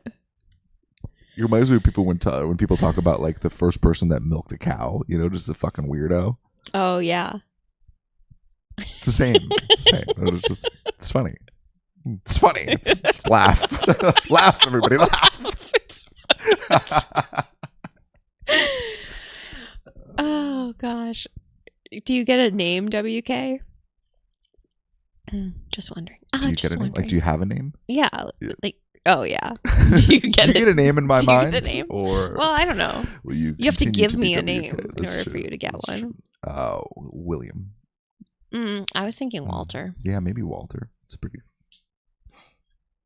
I feel like it's less likely to have a W name and be a woman. What's a W name for a woman? Wendy. Oh yeah, no, this isn't a Wendy. Now we wait. Type faster. Stop deliberating if you're going to say your name. I noticed your YouTube's anonymous. Would you mind just telling me what your actual name is that you didn't put on YouTube on purpose? So our curiosity can be relieved. Yeah, William seems like predictable, but it's probably not right. I don't know. He's not dead, so I can't pull him through. That's true. Yeah. You're if you're on the other side, you're probably more your name immediately. Yeah, you're probably more right. Just waiting here. Just holding up the stream. It's not a big deal. It's fine. We'll wait. Man. Yeah. We got goofy, huh? It's been just a goofy kick. Well, I like when there's like people we don't know in here and then they say random ass shit. Yeah, 'cause we can banter a little bit. Yeah, it makes it fun. Our OG people never banter with us. I know. I feel like It's like Chloe from Too Hot to Handle, right? oh, I Where's just the banter? I know. I just want banter. I just want the banter. Love Chloe. She's We're the weirdest fucking hodgepodge of so many We're like, so let's talk about what we really think about Flat Earth and Tartaria today. And while we're at it, let's talk about Logan Paul, KSI, Jake Paul's latest boxing event, and Chloe from Too Hot to Handle. I know, and I could speak on all of those things. Like at depth. But you probably don't know the date of Jake's boxing match. No, I don't. I don't follow the Pauls. No. I got you into the Pauls. I know, and I never got out. November 15th, Mike Tyson. Oh, on Netflix. Yeah. We give them a neighborly discount. Maybe you're behind. Well, we still need your name. So that's 20%. This is they probably fucking do that. What? With the tombstones. Well, because you have a Mr. and a Mrs. usually. Yeah, you buy a family plot. Yeah, right. So you get a discount. Yeah. Oh my God. So you get a discount. All right, Walter's onto something here. Mm-hmm. I like names. I love names. So when you're just an initial, I don't like it. WK. What if that was his name? Was WK? W, like DUBYA. YAKAY. WK. And he's African. Is that what he is? Yes. Hello, my name. Oh, Waldy. Right? Is it really? I said Walter. Oh, short for Waldemar. What is that? I've never heard that I haven't name. heard that either. Wow. That's cool. That's a cool name. Waldemar. Is there an accent? There must be some sort. Maybe. Are you from Africa? Waldemar. I wish the chat were instant. I think I might have it on normal latency instead of low latency. So I think we might actually be talking like, even if he's live, we might be talking like 10 seconds in the future. On here, it's in the future. No. That would be crazy. they're responding to things we haven't said yet. Okay, never mind. 10 seconds in advance. That'd be fucking crazy. That would be nuts. It'd be nuts. Wait, that is actually crazy though, about the cemeteries and the family discount. The plot. You buy the plot for the family discount. You don't buy the plot for the love. I mean, it's under the idea of family, but like you're all dead bodies. Yeah. In these elaborate caskets that cost a fortune. Yeah, I don't know. We didn't do the cemetery thing. My mom was cremated. Is that what Jehovah's Witnesses do? No, there's nothing particular. It's just no what we did. Rules. Yeah. You know what's wild is like at the time, 2011, I don't even know how old I was. Right before the trip, I guess I was probably 18, but we went to. My brother and I, we went on this 4,200-mile road trip and we spread my mom's ashes in all these different locations. It sounded pretty cool, but when I think about it from like honoring the dead, it is the weirdest fucking thing. 100%. That we took my mom's ashes and we split it up. We sent a third to her brother in Japan. We put a third in the garden in front of our yard, and then we took the rest and we split it up into 40 sandwich bags. We put it in the back of my brother's trunk and we drove around the country, and then we'd take like 3 or 4 with us, and then we go and we like dump them. And we dumped one at Van's Warped Tour. Right where your mom wanted to be. Yeah, right, her favorite place. Right in Van's Warped. We dumped one in the Washington Monument, like down the fucking obelisk. We dumped one like indoors at the Liberty Bell, down in a vent. Just fucking the weirdest locations. And then Niagara Falls in just probably 60% of it was just in a lady's face. Yep. On video. Yeah, we're recording. It's ridiculous. It made a whole fucking documentary, and she goes. And in the background, it's like sad songs. Absurd. Oh, Waldemar. The lag between Australia and Canada is like 2 minutes. Oh, mate. That's pretty good accent. Oh, so maybe you know Chloe from Too Hot to Handle. She's from Australia, isn't she? No, she's from. But Harry Jowsey is. Oh man, where's she from? Oh, from the UK. she's from the UK. Never mind. What, Saxon? What's it called? I don't know. Oh, I forget. Well, there's like a very specific, and it's kind of like the party scene. It's like that party scene. It'd be like saying you're from LA. Okay, that's where she's I from. think. Well, anyway, not Chloe. Harry Jowsey. He's from Australia. Yeah. That's who I know. The other Too Hot to Handle season. Actually, born in South Africa. That's cool. That's cool. Wow. Oh, David, spot on the money. Okay, wait. So the first video you watched was the Law of One, and you're still here. Yeah, you must be pretty fucking cool then. Yeah, so we just ripped into that. You must have not liked it that much because we shat on it. We're like, "Have a good day, everyone." Do you like the Law of One? Sorry, we don't.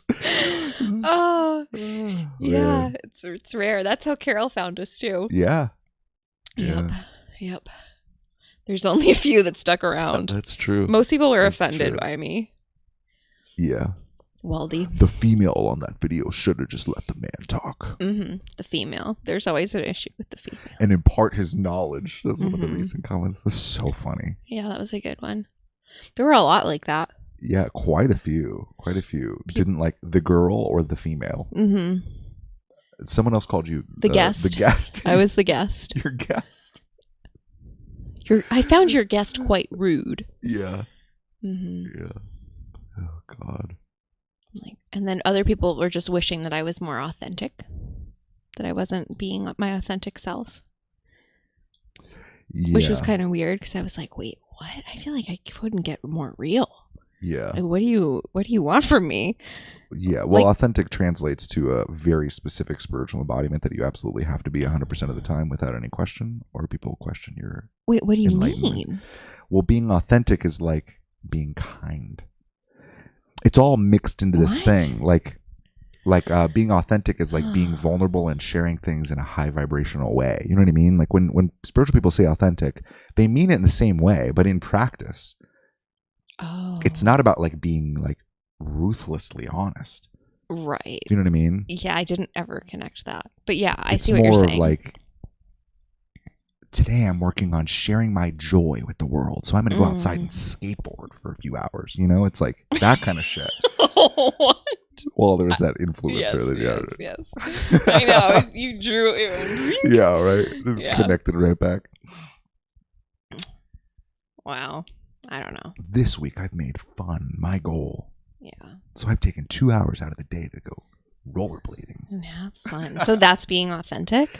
I think so, yeah. In that? Yeah. It's like positive, happy, joyous. Oh, like, yeah. Like if you're negative and discerning and you have like a... if you're it's...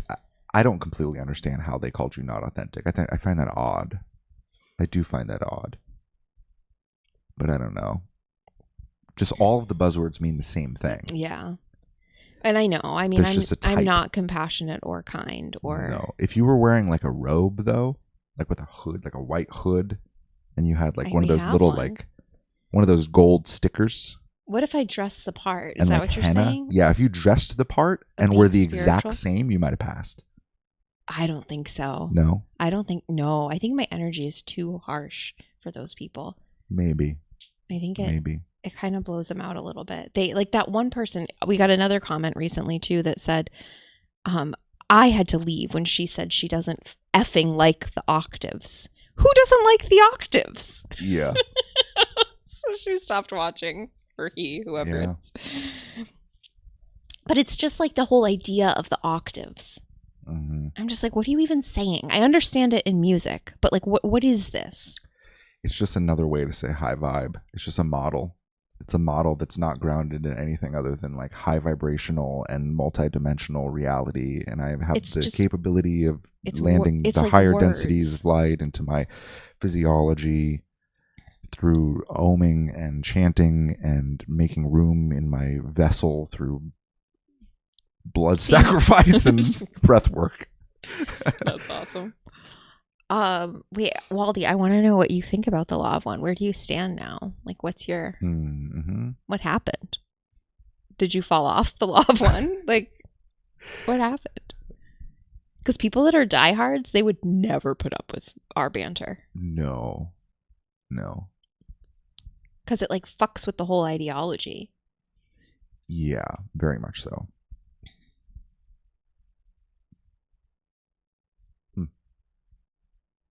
Yeah, I'd love to hear where you're at. Mm-hmm. But we'll have to wait 2 minutes. Yeah. Have to wait for it to get you down under, bro. Oh. Brew. Yeah, like there's no way he's upside down. Speaking of, like, right? That's the idea. Yeah. The idea is that we're yeah. spinning so fast, but his feet, he's stuck upside down. Well, no, the idea is that there is no up. There is just a gravitational pull to the center of mass. And since we are standing upright, we perceive that to be up. But up is just a personal perspective thing. There is no up or down or left or right in the universe. So we are all gravitationally drawn from our feet down through to the center. And it's a big sphere. There is no real up. There's just up in a map. That's I guess the idea. Are you imparting your knowledge? I'm imparting consensus knowledge on you. Yes. Oh. It was there for a second. And it Your disappeared. message retracted. Did you retract it? Or did you say a word like... Retracto. I don't know that song. It's from Project Veritas when they get a journalist to make a retraction. They Oh, always play that song. That's funny. Retracto. Wait. I hope you retracted it and not... Man, I even read it for a split second, but I didn't process it because I was listening to what you were saying. I wonder if I can go back. What did he say? Don't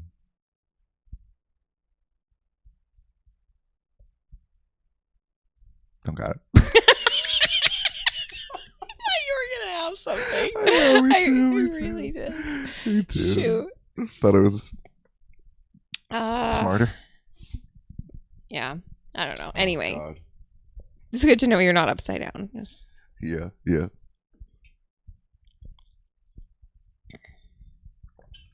Oh, something about you. Something about the authenticity thing. Oh. Funny enough, yeah. Were you gonna explain it? Were you the one that left that comment? No, I think he said like, "Oh yeah, those types of people don't like you" or something. I think. Oh yeah. Like that. I know. I think it's something like that. Exactly. They don't like it when you're more real than. And they don't want you to be.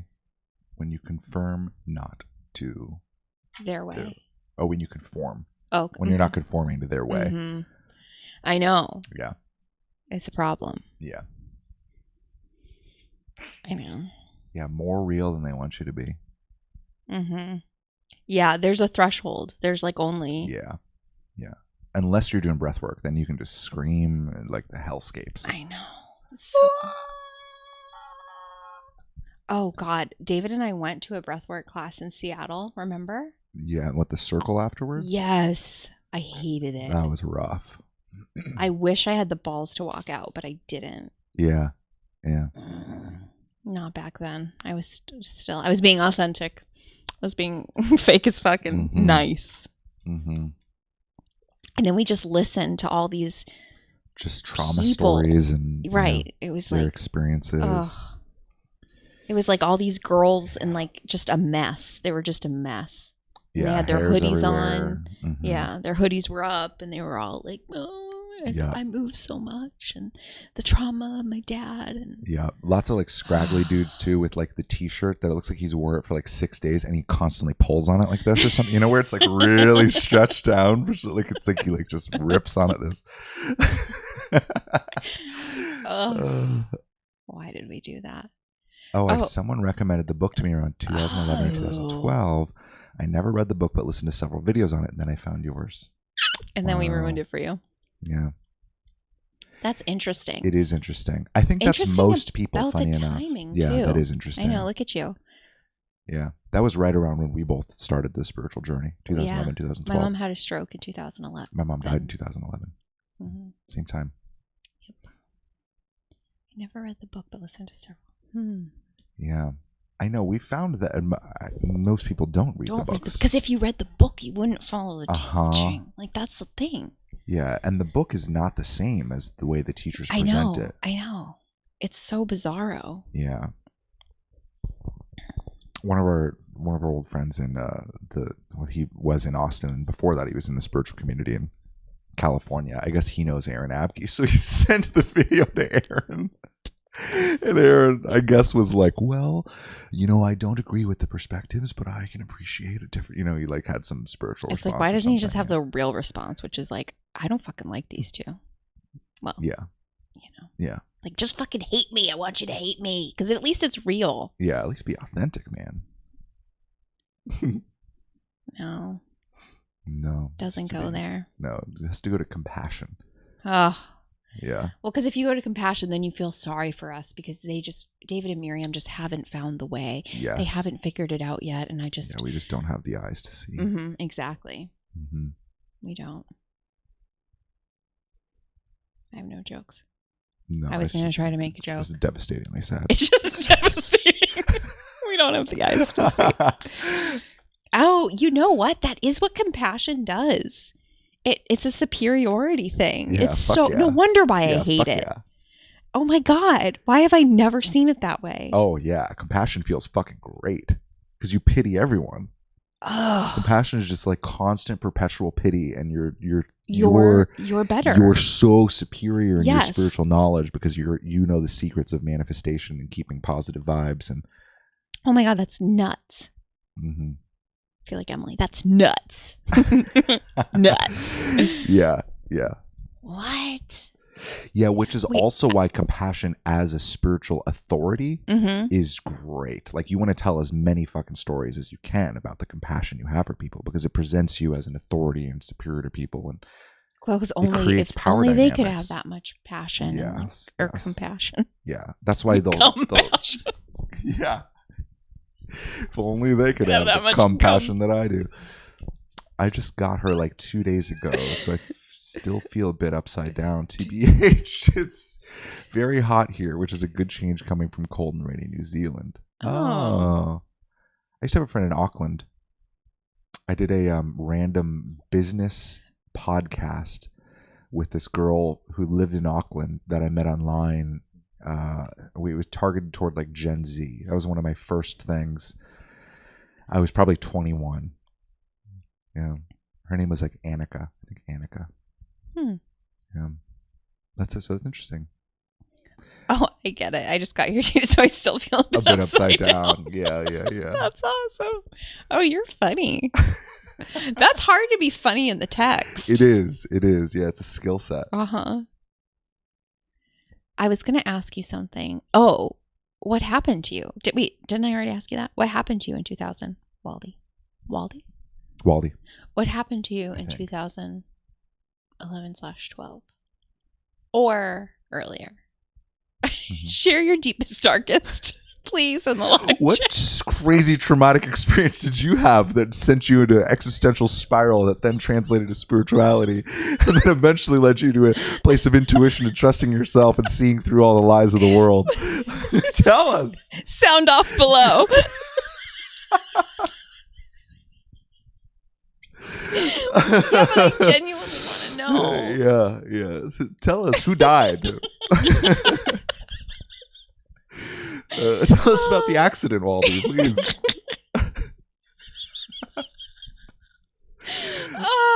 It's so funny and true. Mm-hmm. That's awesome. Anyone else, too, can chime in. Are there other channeled work that you trust or follow, like Bashar, for example, or do you think it mostly be, unless you experience it? Oh, it's mostly BS. Unless you experience it for yourself. I mean, I'm a channel, so I'm a little biased. I like artwork quite a bit. We don't just talk about stuff. We also kind of have a whole ideology built out. Mm-hmm. We could send him a doc. Yeah, we could. If you actually click in the description you'll see like members.the second paradigm. You don't actually have to make an account if you don't want, but you can go in and there's a free resource library and you can read one of our docs there called The Cutting Edge. That's channel material. That's channel material. That's our channel material. David likes Bashar. I don't know how I feel. Yeah, I really liked Bashar when I first started channeling. Really liked Bashar. And I still don't have a problem with Bashar. In the same way that I don't have a problem with Matt Kahn or Lee Harris. A little bit less Matt Kahn. But mostly I like Matt Kahn. I don't have a problem with Lee Harris. Yeah, right? Like I don't really have But he's just not my cup of tea. But yes, and I feel that way about everything now.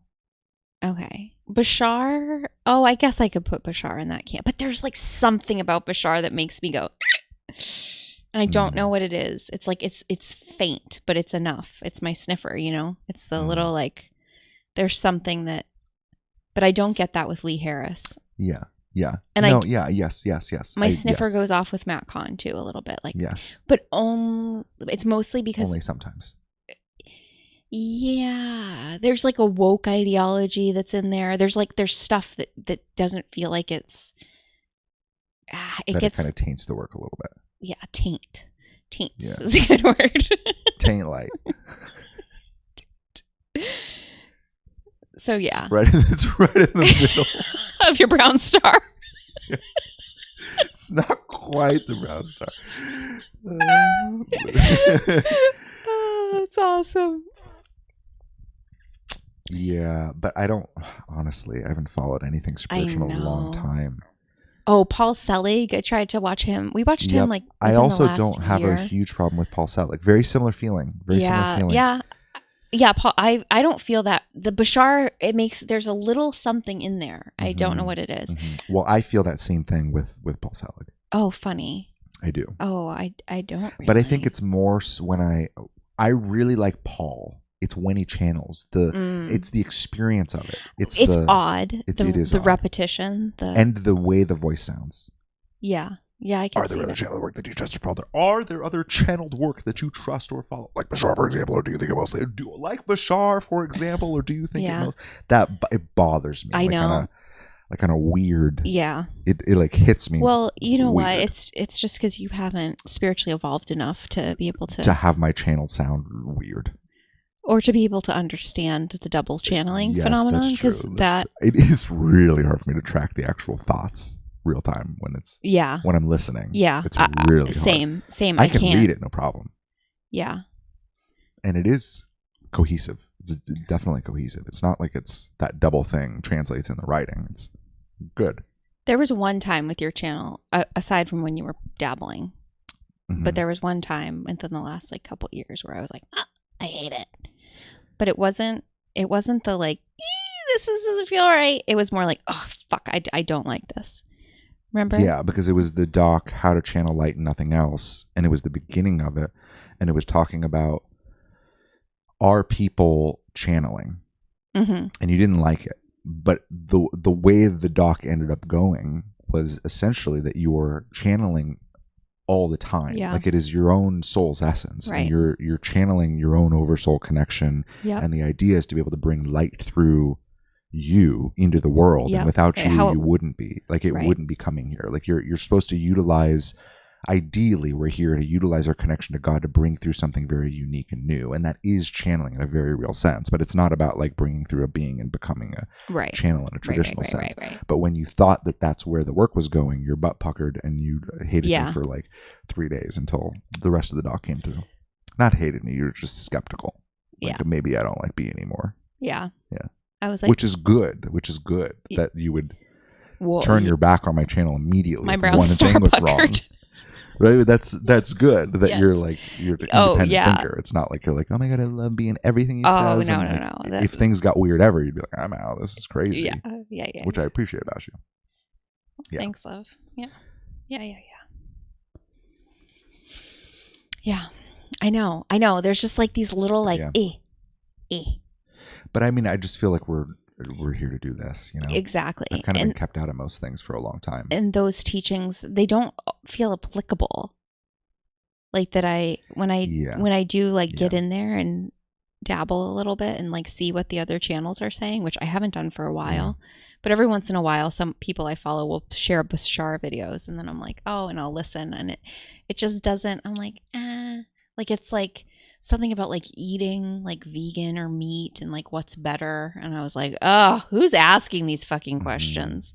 Like, eat what you're just fucking eat something. Like, god damn it! Like, I don't know. Yeah. How do you? Why do you? But this is what you're using your time for. Well, and it's weird because they want to know what diet is the most spiritual. Right. That's the actual question.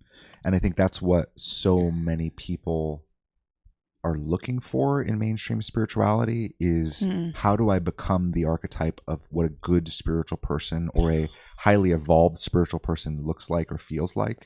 Waldy, I got laid off. I'm sorry. It's just so good. It's so like, yeah. It's like all of us. Like, yes. All of us. I got laid off and got into a deep depression. I almost died. LOL. That set me off on my journey. Yeah. Wow. Yeah. Tracks. Makes sense, man. I know. Because it's there has to be more to life than this. It's that question. Yeah.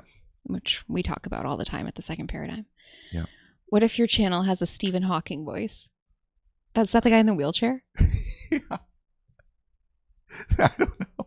I wouldn't do it. if I sounded like that when I was pulling like through things. A robot? Yeah. Welcome, everyone. Today we are going to be speaking about peace. Welcome to the Second Paradigm. I guess that's what I get frustrated with too, is when people ask stupid questions. Like I genuinely, there's no such thing as a stupid question. Yeah. No, I think there is, and I think people spend that time asking questions that like they're not even relevant to their life. Like it's like, wait, why don't you ask the real thing you want to ask? Like this can't be about like whether meat or spinach is better. Like that's bananas to me. And it's like better by what metric? And like, have you no sovereignty or like have you no ability to check in and ask that question for yourself? Check in with what, right? Well, that's the problem. Yeah. Like, why isn't that being fostered? Like, why aren't you working on your own personal connection to God and trusting it no matter what? Yeah. Like, why are you coming here paying buco bucks, as your dad would say? Paying buco bucks to come to this seminar, and you ask this question. It's like this, and like it reminds me. This is so stupid and ridiculous. But David and I I dragged David to a Danielle Laporte event in Seattle. Yeah. Mm-hmm. She came to Seattle, and she asked the audience, what gives people hope. Mm-hmm. And the audience, most people, the answers were ridiculous. But the one that I remember the most is men doing yoga. Mm-hmm. That was one of the answers. Yeah, like she had that thought and was like, ooh, this is I'm going to raise my hand in front of hundreds of people and stand up and tell everyone here what gives me hope is that men do yoga now. Yeah. Well, it tracks. That's the narrative. That's the narrative. Like, what? Yeah. And then David, of course, says something. And then he said scope. Yeah. And she was Danielle Laporte was totally thrown out. Thrown off. She had no idea what to do with that. Yeah. And then she asked, what makes you worry or something like that. And you also said scope. Yeah, I said scope. Yeah. I said it again. And that was a totally different, it was more her wheelhouse to be in men doing yoga. Yes, very much so. Rather in the depths of what scope means. And then we went to Elizabeth Gilbert, and I asked her if she feels an energetic field of the impact that's wanting to be made. She's and Eat, Pray, Love. Writes into that, or writes as a response to this feeling of this collective wound. Mm-hmm. You know, it's like, because it seemed like it. Yeah. And she was like, energetic. She's like, no, I don't think so. The only book I wrote for other people was Big Magic. Everything else I just write with, note cards, and I lay it all out in a shoebox, just like my old professor told me. And I was like, what the fuck?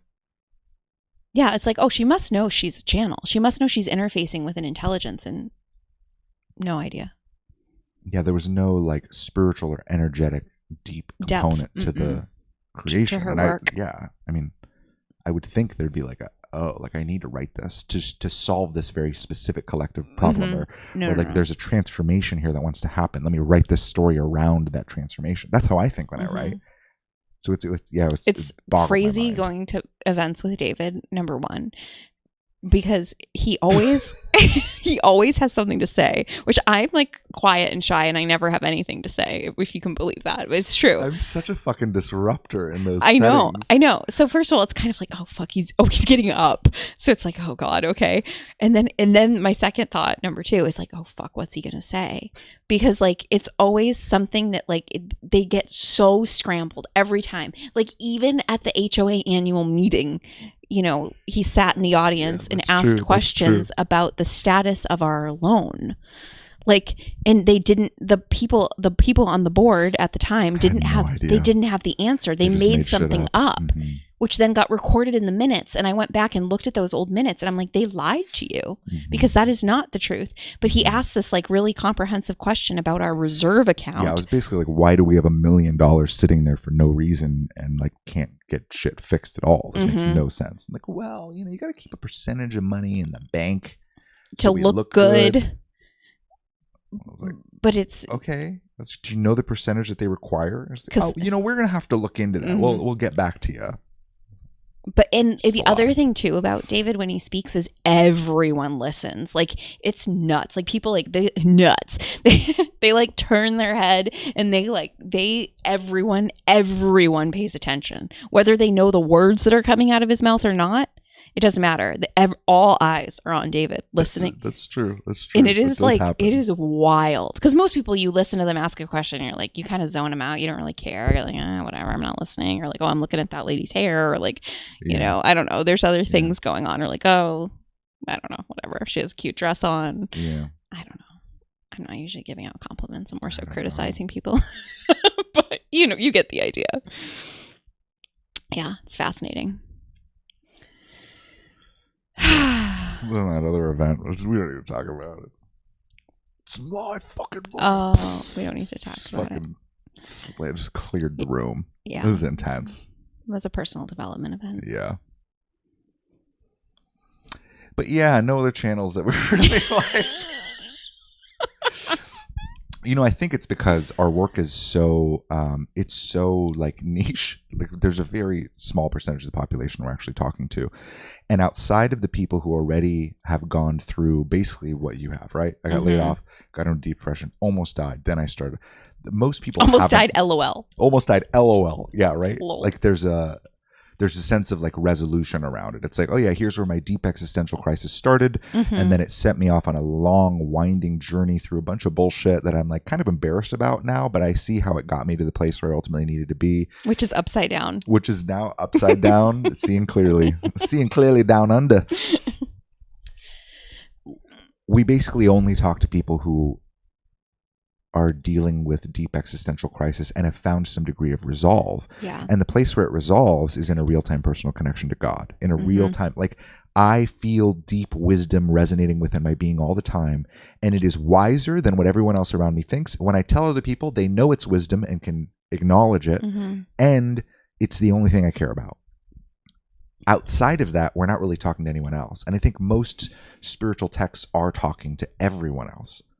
Like there's plenty of things out there for people who are looking for the latest rule set on how to be a good spiritual person. But we're not trying to build a spiritual archetype. We're not trying to be a spiritual person. We don't really care what these random beings think about how we should be spiritual, because we already have a deep inner knowing that's guided everything and is guiding everything real time. And when you have that real time intuition, there's really no point in trying to be spiritual. There's no point in trying to be positive or trying to be what you have a real time connection. So everything that's coming through is always going to be more personal than general broad guidance for the general population.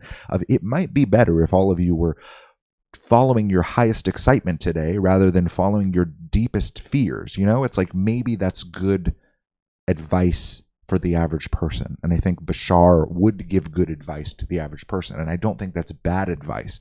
Follow your highest excitement to the best of your ability with zero insistence on any particular outcome. I think that's pretty good, but not for me. Yeah. Because I have a real-time personal connection and this thing is so deep. It's the only thing I give a fuck about. And all of our work is built around that inner knowing. And that's where we end up with philosophies like, we call it the philosophy of embracing what's already happening.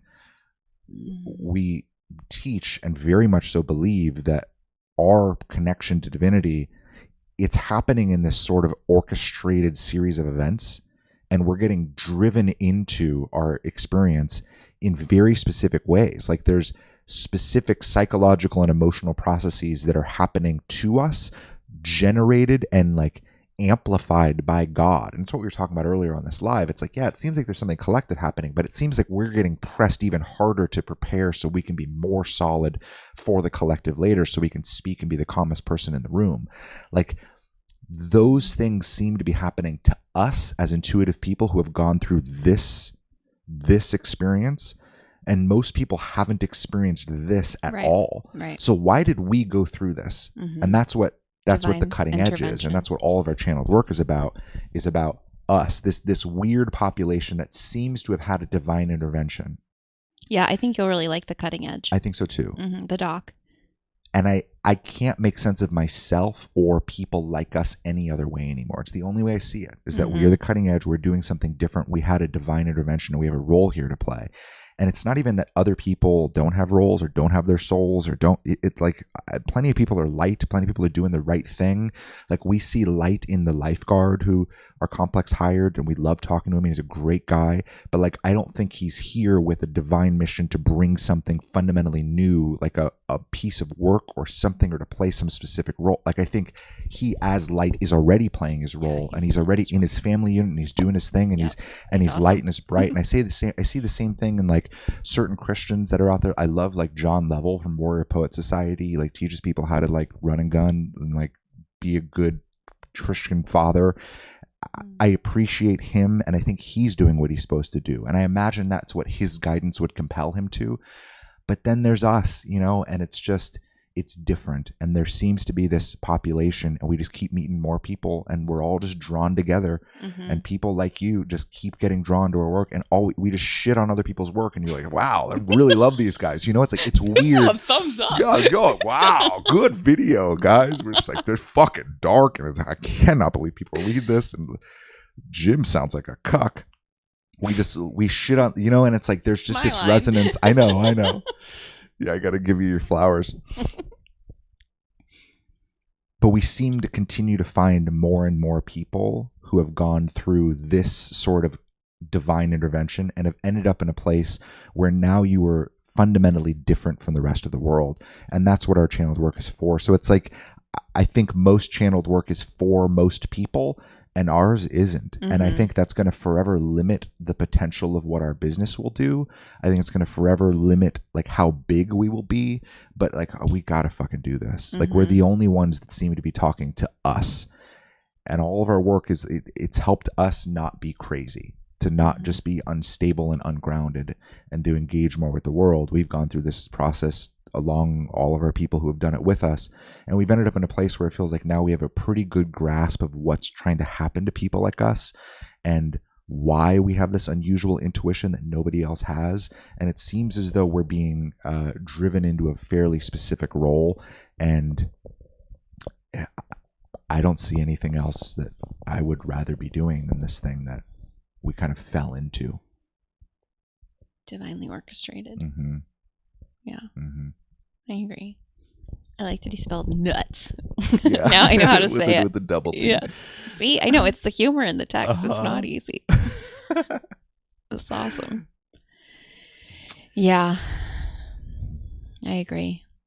I know. I said this before, but I do think what I love the most about the second paradigm are when people find it and find our work and start reading the docs. And it's like there's a resonance there that validates everything you already thought but didn't know you thought, but you did. You already knew. Like, I don't know. I just feel like that's the greatest thing ever, because it's like it's affirming soul. It's affirming that knowing deep within. It's affirming God existing within you already, and that connection you've always had.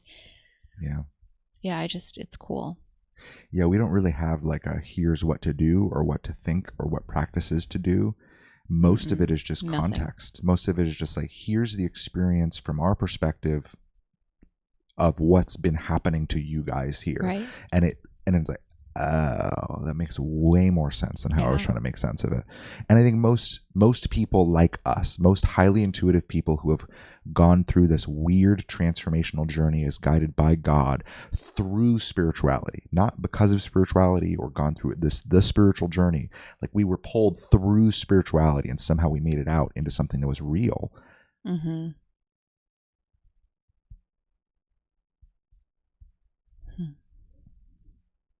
Forget where I was going with that, but it's just it's special, it's unique, Mm-hmm. and knowing that's important. Right. Nice. Nice, mate. See you inside. That's awesome. See you inside, bro. That's so good. I used to watch a lot of Casey Neistat, and then he brought his Australian friend in, Dan Mace. And No, he's from South Africa. Oh, he is? Oh, it is South Africa. That's what made me think of it. Yeah. Yeah, that's what originally made me think of it. Sorry. Yeah, you're right. But yeah, he would always say brew. Yeah. B-R-U. Brew. Does he have? I don't know. I thought he had a chocolate line or something out. Brew chocolate. I don't know. Oh, I don't know. Now he works for Mr. Beast. So maybe not. Yeah. Wow. Yeah, it's cool. Mm-hmm. Yeah, it's weird. It's weird that the law of one video is doing things. Yeah. Like that it's drawing in 3 new people. Yeah. It's a small percentage. Very small. But I appreciate it. Like I appreciate the filtering mechanism of it all.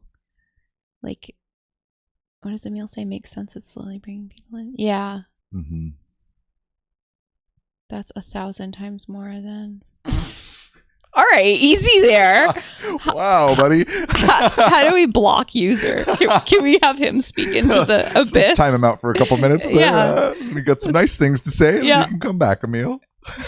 Jeez. So it's 1,000 times more than your dead ass business for the last 5 years. Jeez, Emil. What? It's true. Big multiplier. That's amazing. That is just true. It's absolutely true, but it still hurts. I know. Jeez. That's cool. Thanks, Carol. I know. Carol found her way over here. Yeah. It's really cool. It is cool. I know. I would have never thought, honestly. It makes sense to me in hindsight, but I didn't know that video was going to be big. It's our biggest one, yeah? Yeah. Since I was vlogging back in the day when I was vlogging, I had a channel called Galactic by Design when my channel first opened. And we got one video. I think we got like 36,000 views or something. It was like about my boobs or something. Because it was her in the thumbnail, and it said our other super sexy secret channel. Mm-hmm. And then click. Yeah, it was just a clickbait title. Mm-hmm. It worked, I guess. Yeah. But we didn't really talk about anything like real. Not like nothing like this. Or... No, I would talk about like my phenomenological experiences, but I was so ungrounded at the time. I just couldn't make sense of anything. You know what I was gonna say too is there's like a spiritual grit that I feel like is missing from spiritual people. Yeah. Like they don't want to be gritty. Well, the spiritual archetype is so limiting that I think our favorite thing is playing outside of it. Yes. Right.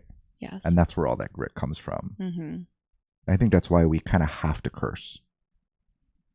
Like, I don't think we can make a like super clean, put together video on the law of one, for example, because then we wouldn't have angry people go away, right? We would have them listen. I know. And that's not what we're going for. I know. Truthfully. I know. It's like, yeah, it self-selects. Like even the like girl that got offended by that me saying I effing, which I didn't say effing. I said I fucking hate the octaves. Yeah. And like that was early. And that was enough to get her to click off the whole video, allegedly. At least that's what she said. But I think that's cool. Mm-hmm. Like it's like, okay, good. Yep. Go. Yeah. Like she's like, it's self-filtering. It's so bizarre. Yeah, and our work has always been like that. It's always been like that. For whatever reason, just certain people, it feels like get let in, and most people don't. Just like they like can't. They can't Like get in. even if you directly send them a doc or like some channeled thing of us that so perfectly speaks to what they're going I through. did that recently, and actually. they're like, yeah, oh my God, this sounds great. They like will never open it. It is so fascinating. It's like there's a massive energetic barrier around this work for whatever reason. And the people that it's not meant for like can't get in. And it's nothing we really do. Like, I mean, I guess I can rationalize, or I can try to understand why us being crude helps, but it's always been like that. Yeah. Like even when I was very polished and had a stick so far up my butt it came out my mouth, even then there was still that energetic barrier, So it's like it's hard to tell exactly how it all works. But the carrot. The carrot. David had a carrot in his ass for many years. Well, you know what's funny? When we did our How to Promote Your Soul to CEO, this is 2019 era. There was one guy in the course that didn't. He if you paid in full, you got a 1-on-1 call with us, a 2-on-1 call. Yeah. But he messaged David and was like, "I don't want Miriam on the call." Yeah. I was fuming, but I also didn't want to talk to him because I thought he was a fucktard. Well, it was wild. It was a channeled thing, I think, or I think I ended up channeling. I just ended up channeling. You're right. It was a 2-on-1 call with us, and I just ended up channeling because I didn't want to talk to him either. I was like, "All right, B, you can handle this." And I don't know how I would have handled it, but I would have gotten into a fight with him, and it was wild. The message that came through for him was basically like, "Sounds like you're good then, right?"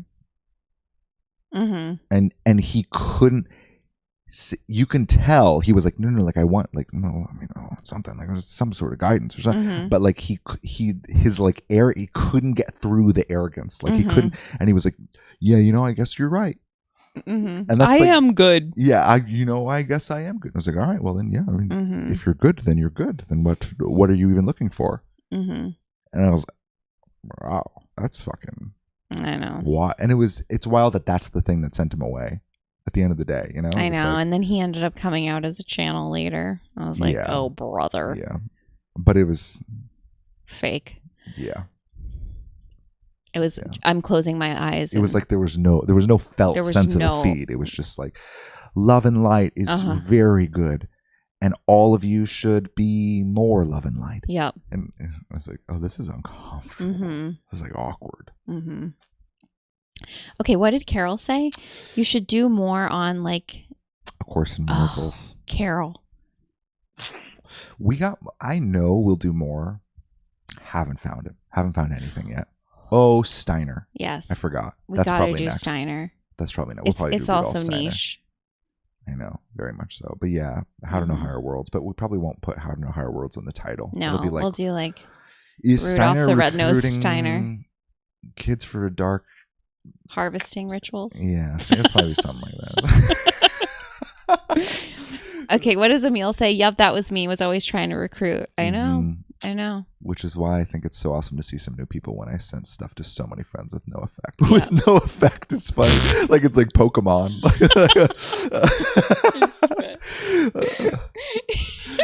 Emil is like really radically honest this evening. Yeah. Hurtfully so. The Pikachu clicked share and it had no effect on friend. My attack had no effect. A Course in Miracles, yeah. Yeah, I know. That's a tough one. I know. Sorry, Carol. I didn't even know the abbreviation. That's a tough one. I was like, Acum? A Course in Miracles. It's just long. I'm never going to see David again if you have him read that book, Carol. That's probably one that I'd probably just end up skimming it again and figuring out what I found before. Yeah, it's not very effective. Exactly.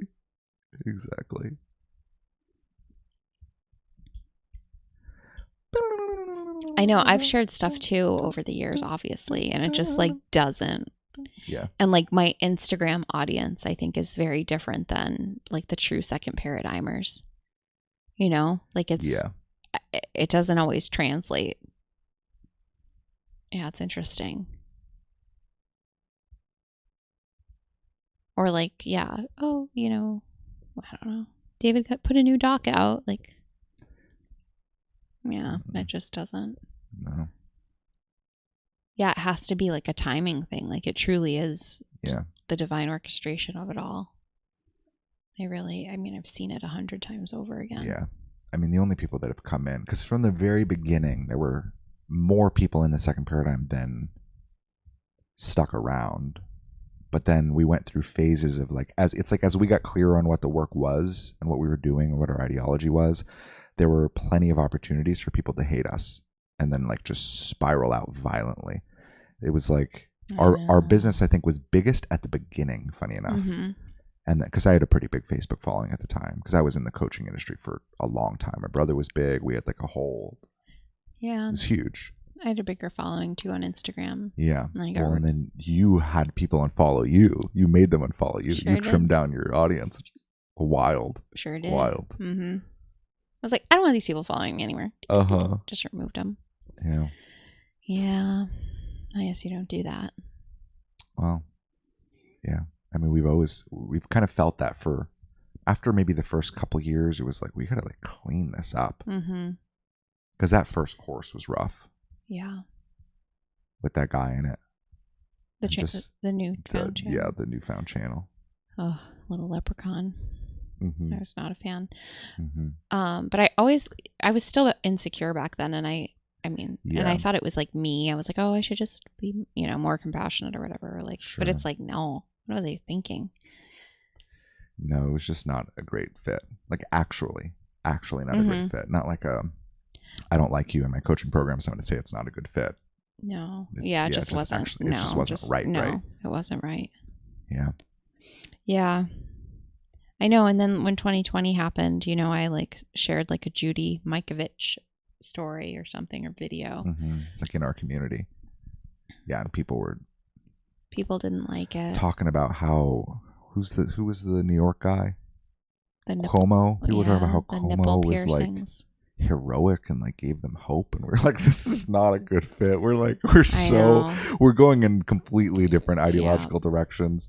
And then we were like, you know what, we're gonna go to a Trump rally, everyone, so like we won't be on the live for today. And then other people were like, I can't believe you. And we're like, all right, whatever. Like we're gonna go explore. We're not just gonna be like we're not just gonna fall in line and be the average woke spiritual person. Like we gotta go explore all these pockets for whatever reason. This is where we're being called.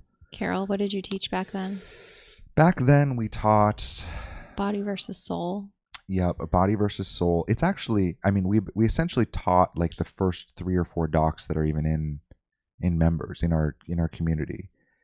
Not the cutting edge. The cutting edge came later, but it was like a guide for empaths was about disconnecting from the collective. Yeah. So we talked about energetically disconnecting from the collective, differentiating out what is your own biology and your emotion and your cognition from your soul, from that deep rightness.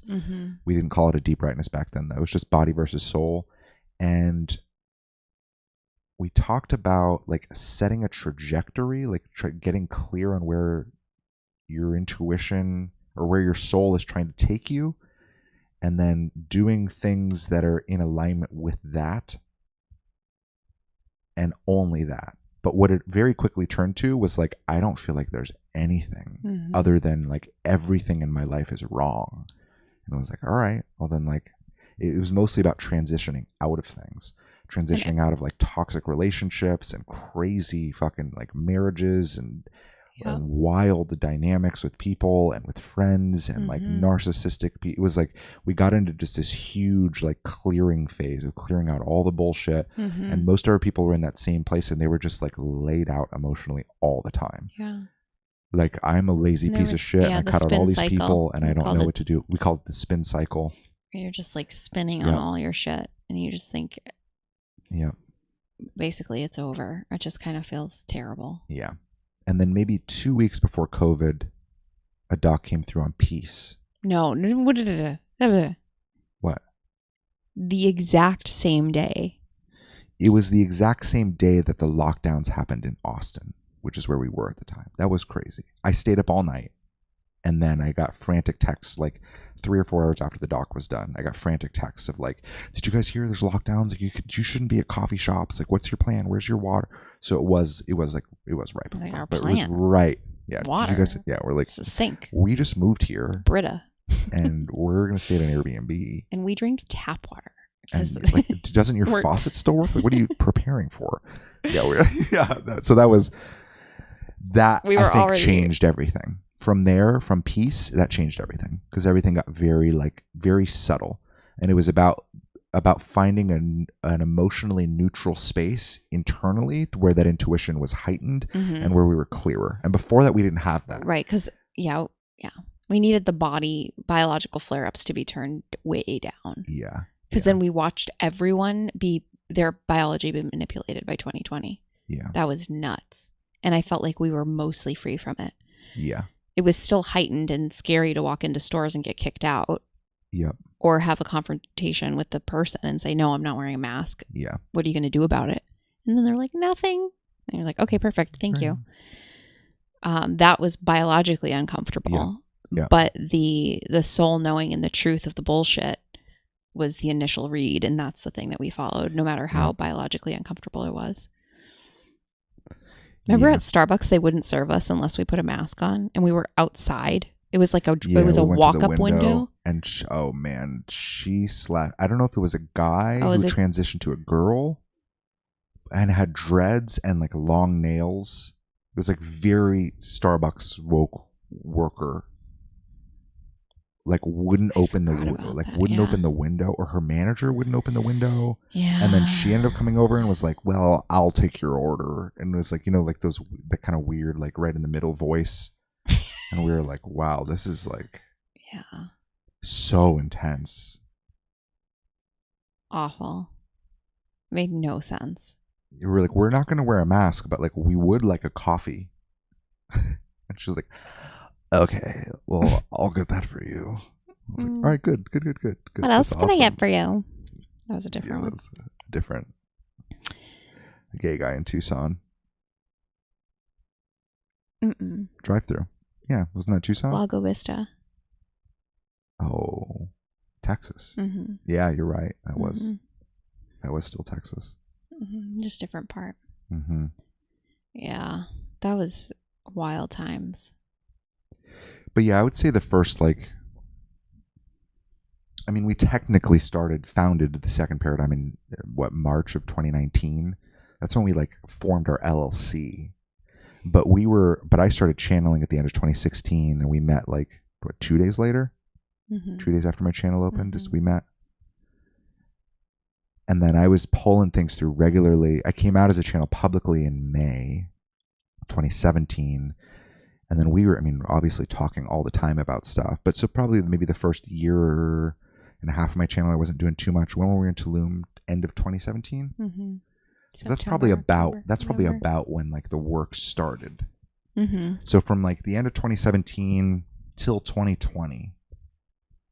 So yeah, probably 2 years, right? Maybe a little 2.5 years. I think Carol likes your impressions. It was, thanks. So probably 2.5 years. It was how do I deal with my body being just freaking the fuck out, but it's not right. The things that I'm being driven towards are incorrect, and I know they are incorrect. But it is screaming. I'm freaking the fuck out that I'm not gonna have any money. I'm freaking how do I deal with this? That was probably the first 2.5 years before any mention of peace. And it was just body versus soul. When your body's freaking the fuck out like that and you're in your spin cycle, you cannot make any decisions. That is not the place you make decisions from. Yeah, that was a big teaching at the time. I forgot about that. That's probably what we were teaching the first. Yeah, don't make any decisions. 2.5 years. And then things got more subtle, and it was about peace. And then it went into self-love, which is about nurturing your body through its uncertainty. And then it went into this kind of big ideology where it was you got to understand your significance in all of this. Mm-hmm. And that's kind of what we've been doing. Probably the last 2 or 3 years is we've been really driving home the significance of it. Yeah. Of you have to not only have control over your own biology and be stable, but then you need to realize look around. Mm-hmm. Who has an intuition? Who hears the voice of God in their head and can pull wisdom from thin air and then act on it? Mm-hmm. Man, that's special. I would love to hear what some of the OG second paradigmers think of the process. Because you guys have been around since the beginning. I don't know. It's just kind of cool to hear. It would be cool to hear your thoughts. Oh, yeah. Emil says decisions creating reality instead of thoughts creating reality was really big for me in the beginning. or influencing reality, I should say. Yeah. Yeah, look at all those typos. I thought you were smart. Yeah, I know. It's getting sloppier by the day. That's our boy. Just letting loose over there. Woo. Yeah, decisions Looking creating. good. Yes. Yeah, Cause that was a big one. That was a big one. So, what? Sauce rat? So smart. Oh, that's good. It's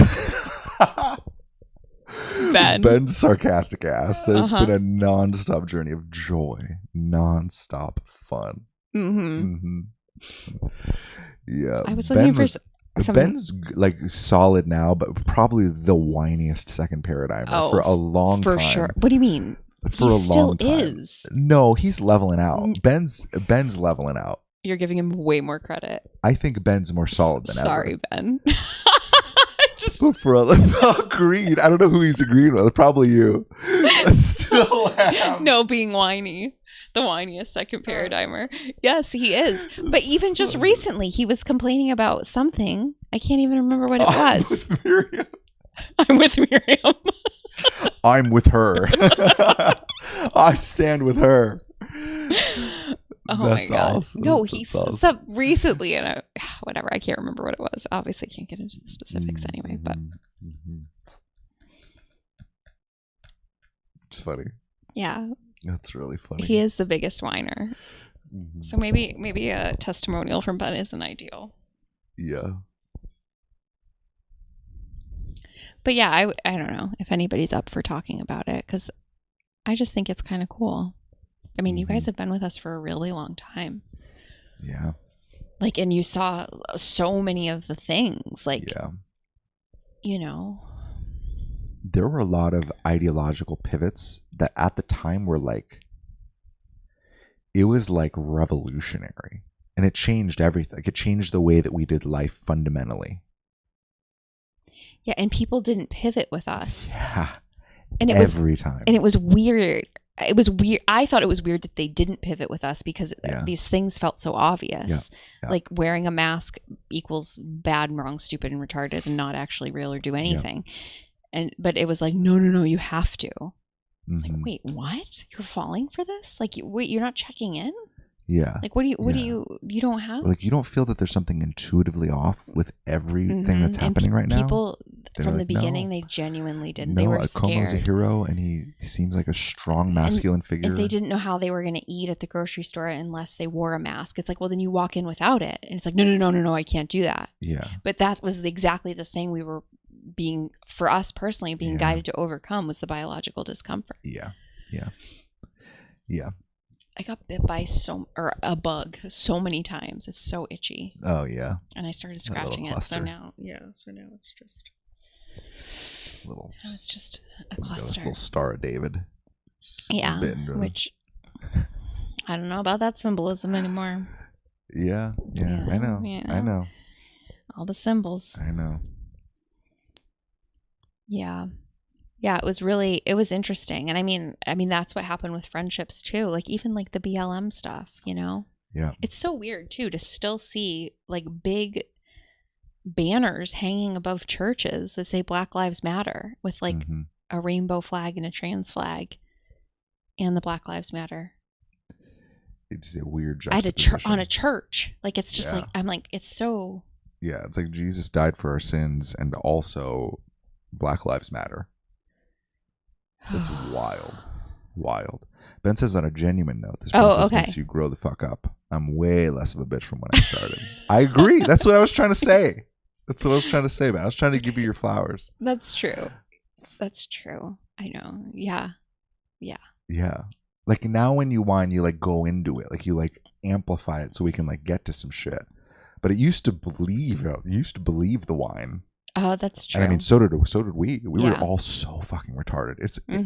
It's mind-boggling to me. On the other side of like realizing, like, oh, when my body flares up and there's intensity and there's thoughts associated, none of those thoughts are valid, because this feeling is generated by the collective to manipulate me into falling in line. Once you get that experientially and you start to deprogram it, and you're like, oh, this stuff, oh yeah, my body's freaking the fuck out again. Who gives a shit? Once you get to that point, it's like, everything fucking changes. Because you're not just like, I gotta, well, once I'm done at work, and then maybe in 6 months I'll be able to trust my soul once I have enough savings. Like, there's like all of this shit. Well, because all it does is drive manic action. Yep.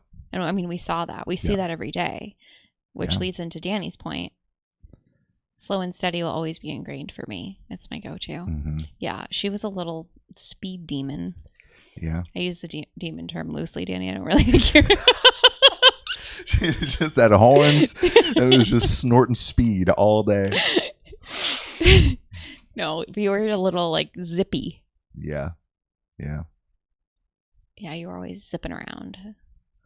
Yeah, because I think we all had our like big bouts of existential crisis, and we learned to deal with it different ways, right? And then we played different characters, and some of us were more manic, some of us were more depressed. Yeah. But we eventually found our way to stability. Yeah.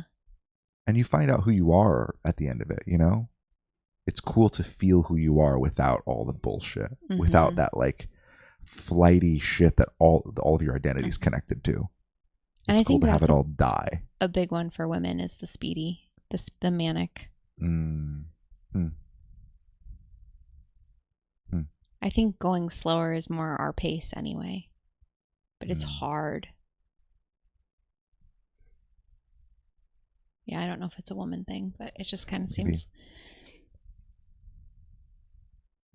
Nick's not here, but Nick was manic too. Man, Nick. Nick's a man. Oh, man, Nick. Yeah, he slowed the fuck down. Not necessarily outwardly. I think he still works a lot. Yeah. But he's so chill. Yeah. Nick's fucking awesome. The churches, Carol, I know. The churches are loony bins. Loony bins. Yeah. I know. It like scrambles my brain. Like, I'm like, what's going on? Even Emily told a story a while ago. I mean, we're going back, but like everyone had to wear a mask at the church and she didn't wear one. And and everyone was uncomfortable. Yeah, and she was getting the looks. And then the pastor played a video from Kamala Harris? No, I think it was the Love Thy Neighbor. It was that Love script Thy Neighbor that was going around that Kamala was saying and the churches were saying it. It's a few years love ago. Thy neighbor and get vaccinated, right? It was like love thy neighbor and wear a mask. And, Yeah. That was a wild time. My God, it was so wild. What's a weird saying is the like whole love yourself like you love, or love your neighbor like you love yourself. Yeah, I think everyone's doing a great job. Most people treat themselves much worse than they treat their neighbors. That's true. That's very true. I know, but I was like, what if you just don't love yourself? Then you're not going to fucking love your neighbor. Yeah, I was agreeing with you. I was agreeing with you. Same point. Yeah. Yeah, and I mean, the gays are really following Jesus' teachings because they turned the other cheek. You mean this cheek? That's awesome. Look at you. I think. Look at you. I think they're doing great. Get you at open mic. They're doing the best of all. It's just. You mean this cheek, bitch? It's just so all of it is so bizarro to me. Yeah. That any of it really matters. Like, it's weird. Like, even when we were driving through all these like small, wealthy, smart towns in New England, like it's just fucking tranny flags everywhere. And then if it's not that, then it's the Ukraine flag. And I'm like, wait, what is this? Like, have you been? Like, what are you doing? Yeah. And like, what is this like symbol? And like, yeah, there seems to be like a direct correlation between like wealth and intelligence and how duped they were. Yes. Or like that they didn't care, like they were like, oh, well, this is just what I got to do. Is like they were deeper in it or something. It's a good person thing. I don't know. Yeah. I was talking to one of our neighbors. I've never talked to her before. She walks a million. She's always walking. She has weird vibes. But I talked to her. Succubus vibes. Yeah. I talked to everyone. She's very, very long fingernails. Ben, she would actually, as I continue to get to know her, I'll ask her how she wipes her butt because genuinely don't know. She must use her knuckle or something. Like, she's got to use her knuckle. Her nails are so fucking long. That was when I was looking at them, that was the thought I had when I was trying to assess the situation. But anyway, I asked her what she does for work because she's always walking. So I was like, oh, what do you do for work? And she works for Johnson & Johnson doing clinical trials in cancer research. Please ask her.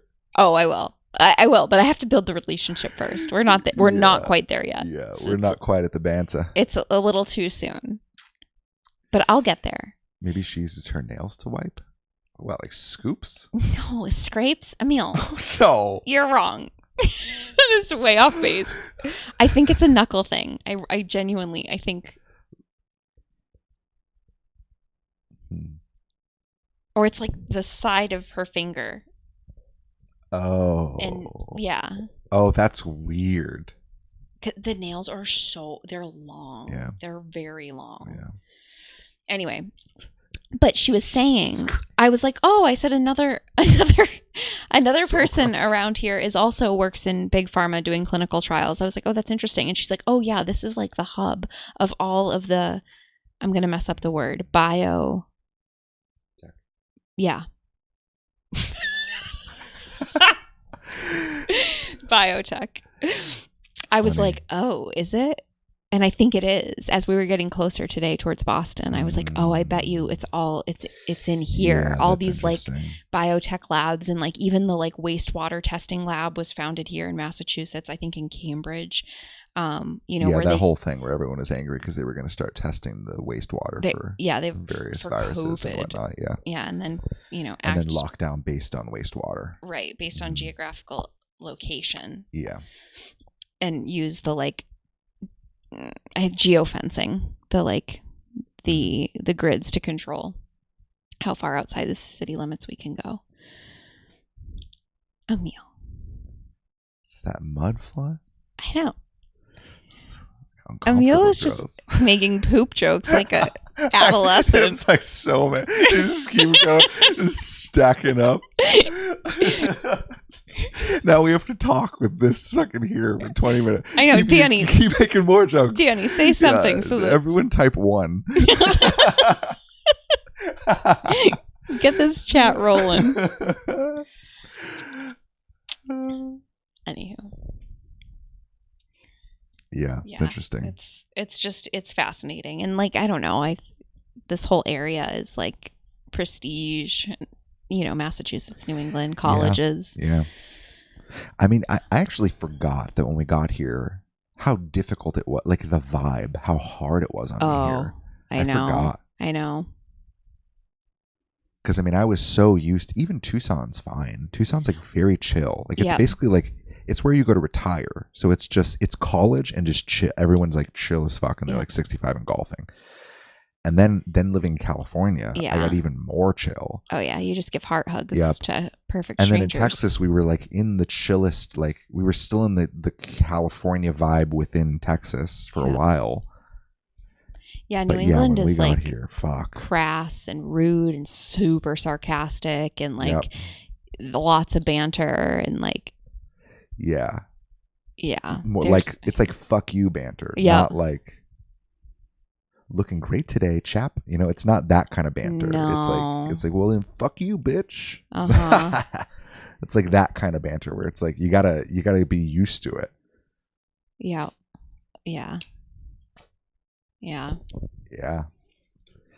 But I mean, if I think about building solidity, to the world and to the collective and to the energetics, there's no better place to be for us than here. Yeah, no, it's a good place to be. We've gotten so used to it. Oh, yeah. I actually forget how hard it was for me when I first got here. Well, and then we went back to Texas to get rid of our still J&J wipe gloves. You guys. Danny. But I'm curious too how they actually do it. I mean, why get nails that long? How can they do it? I know. J&J wipe gloves is so funny. Probably get some free from work. I know. Yeah. It'll come up because she recently redid her bathroom and all of her plumbing. So I'm sure I can. Yeah, you can make that. I'm sure I can make a loose connection. Turbine sunrise. Turbine. Definitely not a flat Earth community. That's true. That's very true. What, we're not a flat Earth community? Yeah, but I mean, we're all like a little bit flat earthers. Wait, So Turbine, I need to know where you are in the live sorry, stream. my brain is mush at this point. No, that's okay. Oh, That's Danny, okay. no, I'm just teasing you. It's that New England banter. No, don't apologize, Danny. Don't back down. Yeah, I don't know. Is Turbine like way back? I don't know. Because we were talking about flat Earth way in the back, right? Yeah, Turbine, we have a lot of videos for you, like specifically. We've mentioned his name so many times. But Turbine, I also forgot your name, which is so unlike me. Like your real name. Because remember, I thought that was his... Is it not Chris? You don't think it's Chris? Ah. Because I remember... It was in a we were live looking- stream, he told us. I know. Turbine, say it. Say it! Yes, about how you hold the flat Earth. Oh, Josh. See? Josh. I don't know what I can't remember what my guess was. Yeah, I think I was looking. Okay, so David did a video the other day. We did a live stream and he talked about success. So he defined that all out for you. And then you're sprinkled Yep. throughout the last two lives. That's this one true. and the one before. That's true. We've talked about 'cause you. we did a part 2. Our internet went out and we thought the feds Just got hated here. us. We thought it was the feds. As if we're on their radar. Not cool enough. Josh just got here. Josh. Okay. Right before I left the Jehovah's Witness religion, my best friend's name was Josh. So I'll so remember. now you'll Now I'll remember. remember. Wait, Josh, did you find us from the Law of One video too? Probably, right? He must I have. would imagine. That's how we got Waldy here too. He's funny. He's funny as well. Oh shit! Used to be a Jehovah's Witness also. What the fuck? Did we talk about Wow. I don't know. Maybe. this? Oh, what happened? Wow. How'd you get out? It's intense, man. The energetics are really intense. That's so left in After 2000. 2000. Yeah, I was going to say, you don't have the remnants. Yeah. Now that you say it, I can tell. But But before, what do you mean you I can couldn't. tell? I can just, there's like a, I don't know, like it's like a, maybe it's just trauma bonding or something. Went to Bethel. Whoa. Wait, where's Bethel? Headquarters. Oh, you're That's an like- HQ guy. Yeah, that's like the young aspiring Oh. kids. Like, that's like, you're good. You're very fucking good. Oh.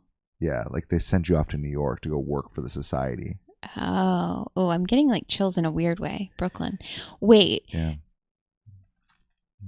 So- David did a speech when he was 5. Yeah, I gave my first talk when I was 5. The Theocratic Ministry School. And the guy was a dick. Yeah, that's back when they used to give proper feedback. So I opened. It was the number 2 talk, which is reading from the Bible. But like back in the day, you used to have an intro you would read, and then you had a conclusion, and then they changed it to make it easier, where you would just read. Mm-hmm. But when I did my talk as a 5-year-old, I had an intro, and then I read, and then I had an outro, and then he was like, "Well, It was a little quick. yeah." Yeah, he's like, well, it was great. He said, only Jehovah can make a 5-year-old talk about the tabernacle. It was adorable, by the Yeah. way. I said it today. We drove by one of the churches and they said tabernacle on it. And I was like, Yeah. even before King Solomon in the tabernacle. Yeah, that's how it started, with a double even before. Even before. even before King It's Solomon. so cute. It's so cute. But man, that J-Dub energy is thick. They sold the Brooklyn facilities for billions to Jared Kushner. Interesting. I didn't know Wait, that. I thought he was a Jew. I didn't know that. Jared Kushner. He's married to Ivanka? They Or sold the. is that- am I in the wrong- Trump. No, yeah. no, that's right. That's right. Yeah, I knew they sold it and then they moved somewhere else. That's wild. For billions? What is that? Oh, God. I have such a weird feeling. Ew. Yeah, I know. It's weird. It's We not grew you, up in Josh. this. It's not you. Shabbat. Shabbat. Oh, yeah. You're not supposed to talk about that. I'm surprised it didn't get censored. Hmm. Mm-hmm. Ooh.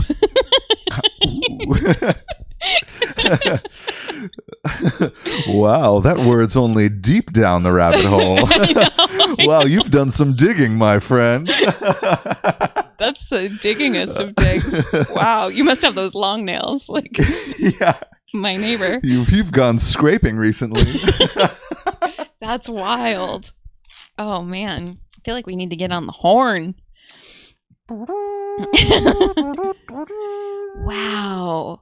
Okay, wait, but I need to know why and how you left. Like, what happened? What was the breaking point? Who died? That's the question, right? And then what sent you on your spiritual journey? I don't know. I mean, at least for me, it's a slow leave because you lose everything. So you kind of got to slowly work your way up to go and then just grieve the loss on your way out until it's done. But I mean, I felt the energetics of it. I felt for a long fucking. Wait, it took I have to a pee. long Maybe time. that's what's weird wrong with me. Maybe that's what's wrong with me. No, you're feeling it.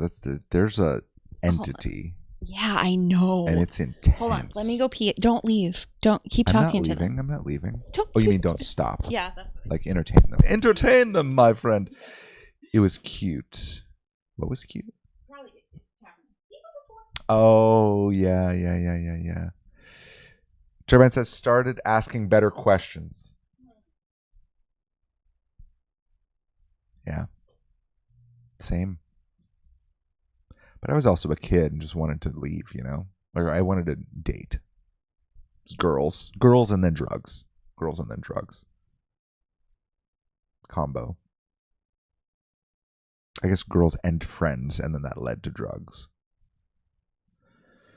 Yeah, it's it's heavy. It's heavy. Jehovah's Witness pocket. Yeah, I mean, I still hear it in my dad's voice. Like we'll get on the phone and it'll be like, hey, David.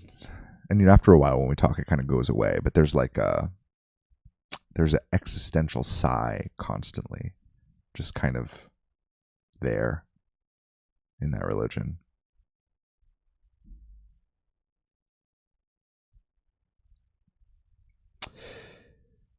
Started asking better questions, then they threatened to disfellowship me for apostasy. Yeah. I never got that far. I just kind of left and then didn't talk to anyone, so I actually don't know if I don't know if they ever said my name on stage, if I was disassociated or disfellowshipped. Maybe, but I never knew about it. I never met with the elders or anything. So I left. Wow. Good for you. That's a good, blow up. Well, he said started asking better questions, and they threatened to disfellowship him for apostasy. Being an apostate, saying, encouraging other people to leave, spreading false teachings, spreading lies about the organization. Yeah, misinformation. Yeah, same thing, actually. That sounds like a familiar tactic. Yeah, that does sound like a familiar tactic. So he left. It's badass. That's so much better than mine. Did you share yours? I mean, I was just 16 and horny. Yeah, horny. Yeah. Just wanted to be a kid. To DF me. Wow. Whew. That was the longest pee of my life. Yeah, I know that happens. Specifically when we're on calls or when we do lives, I always pee for so long. I know. Do you think some religions are more dark? I think all religions are dark. But yeah, there's the Mormons and the Jehovah's Witnesses have a very specific thing going on. The Mormons, it's I hear this really high pitched, the trumpet. It kind of gives me a headache when I think about it. And the Jehovah's Witnesses, it's a deep gurgling, there's this really, I mean, it's dark but painful. It was a good training to spot BS from then on in. Yeah, for sure. Yeah, I found that learning everything from scratch as an adult was my greatest fucking advantage for seeing through everything. Greatest fucking advantage. This is like, ugh, I don't like it. Yeah, I mean, I know. it's good. I know what you're saying. We can get out. But No. it's pretty. No, you'll stay, or you'll lose all your family and friends. Oh wow, interesting. Time to sing some songs. Big turnout Dark tonight. days are here. Oh God, Man, live in fear. fear. In the Bible foretold. That soon will be near. Tom, you're right. Big turnout tonight. Yeah, I know. Lucifer Lucero. Believe in Jesus, rapture soon. Man, I don't think so, unfortunately, but I'm happy for you. It's quite the bold name. That's true. Is that That's true. is it your birth name? Josh says, "Can I ask you about what happens when you channel? Are you conscious of the experience, or somewhere else, or both?" 100% conscious. I'm like, I'm there 100%. I could stop it at any time. Like I can grab myself water. I can function. I'm very aware of like most things. But when I come fully back, I realize that I was like pretty deep back. It's like kind of like a deep meditation.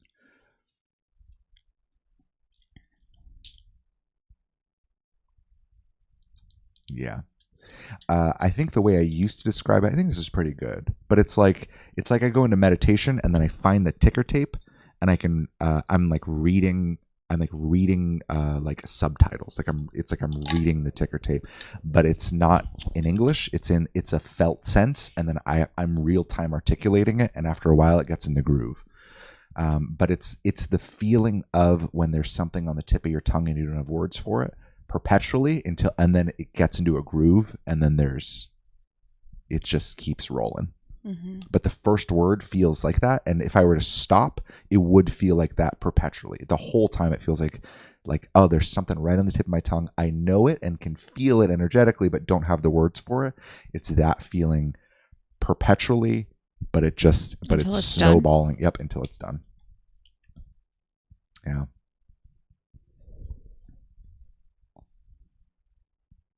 I imagine you feel that with music too. Mm-hmm. Do you ask questions that you'd never otherwise have access to? Examples? Are these the questions that got you in trouble with the J-Dubs? You're pretty inquisitive. Do you ask questions that you'd never otherwise have access to? I might need more. Do you know what he means? No. No, like do you ask questions to be? Yes. That I'd never otherwise have access to. Do I ask questions? Well, maybe that you would. I'm getting confused. Maybe you. Yeah, with your channeling. Mm-hmm. I know. Like, do you ask questions, mm-hmm. and do you get answers? Maybe you wouldn't otherwise have access to, unless you go into trance. Oh yeah. Oh, it's kind of a blend. I'm pretty clear in writing. I'm probably clearer in writing than I am real time. Yes. There's a story, a little mini story for that. We went to Home Depot and we were deciding if we were going to get some tool. I don't know. Yeah. And then David, I was like, oh, well, yeah, let's just get it. And then David walks away and takes out his phone and he checks in. He writes, is it here to get the tool? Yeah, that he gets back the answer, yes. Yep. And then I was like, did you just check in on your phone and ask? Yep, absolutely. Yeah. Typing, I'm clearer because it slows everything down and it makes it more tangible. Like I can see it. Like my brain gets to process it twice. Real time, it's more like auditory. So I'm not as good auditorily as I am visually. So writing, I'm a little bit better. So like with the docs, for example, I'll be in this kind of communication state for like hours, and there things like a whole chapter will pour through and then it'll pause and I'll feel the energetic of the next thing and there's no words and I'm very uncomfortable for like 20 minutes and I just kind of like hang out, or I'll go through and I'll edit the grammar or stuff, and then I'm like, oh, that's the next thing. Like, holy crap. But yeah, basically everything that has come through, I certainly didn't know. And it's been consistent, and it's pushed the ideology all in the same direction, which is toward a real-time personal connection to God. Nothing else matters. Religion doesn't matter. I don't give a fuck about the Bible. I really don't. I'm sorry, Lucifer. I don't give a fuck. I think it's 100% controlled. I don't think it's actually the work of God at the end of the day. I don't, unfortunately. But God is everything to me. Everything. And I will forever dedicate the rest of my life to God and to light. So, yeah, you know. When he says examples, even he asked another question, but to finish that one, even you asked something recently, like why is it that we have less? Why is it about having like less, a smaller business or something? Yep. That's a good example of an of answer. This, you think? Of an answer you got back. Yeah. I mean, I end up engaging with. It's a mix of B. So B is the being that I channel. But B is kind of blended with my own oversoul connection, which is our own kind of, it's our own, the way we describe it is the project manager within divinity. So I kind of see that there's a structure of God, a psychic, etheric structure of God. And the Christians have their own same thing. It's the Father, the Son, the Holy Spirit. The Holy Spirit is a separate intelligence that people are interfacing directly with. It's a very similar concept in that there's a structure to God, but we just see it as there is God, which is kind of everything, and has multiple functions in almost layers of consciousness. And as you layer down into smaller and smaller units, you eventually get to our individuated soul. But if you go back up, it's almost like a collective of souls that also has its own role.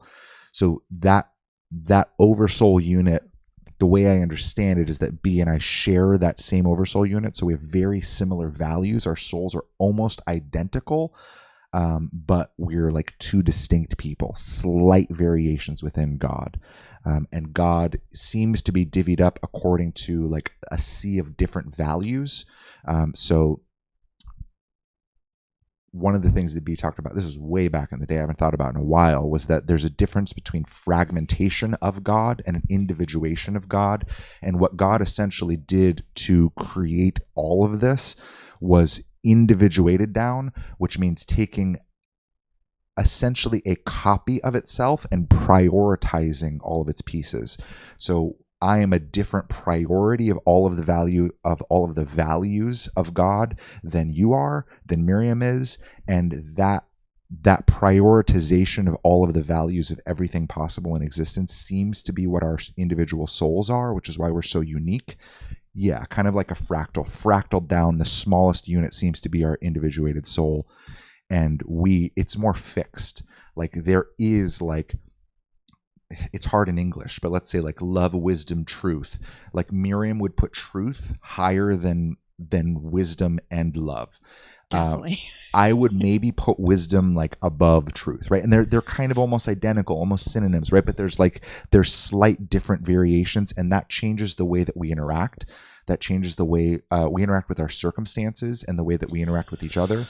So reality seems to be taking different prioritizations of values in embodied form and throwing them together into a set of circumstances where there's a collectively decided reality, right? It's like, and in that, the whole of God is refining itself.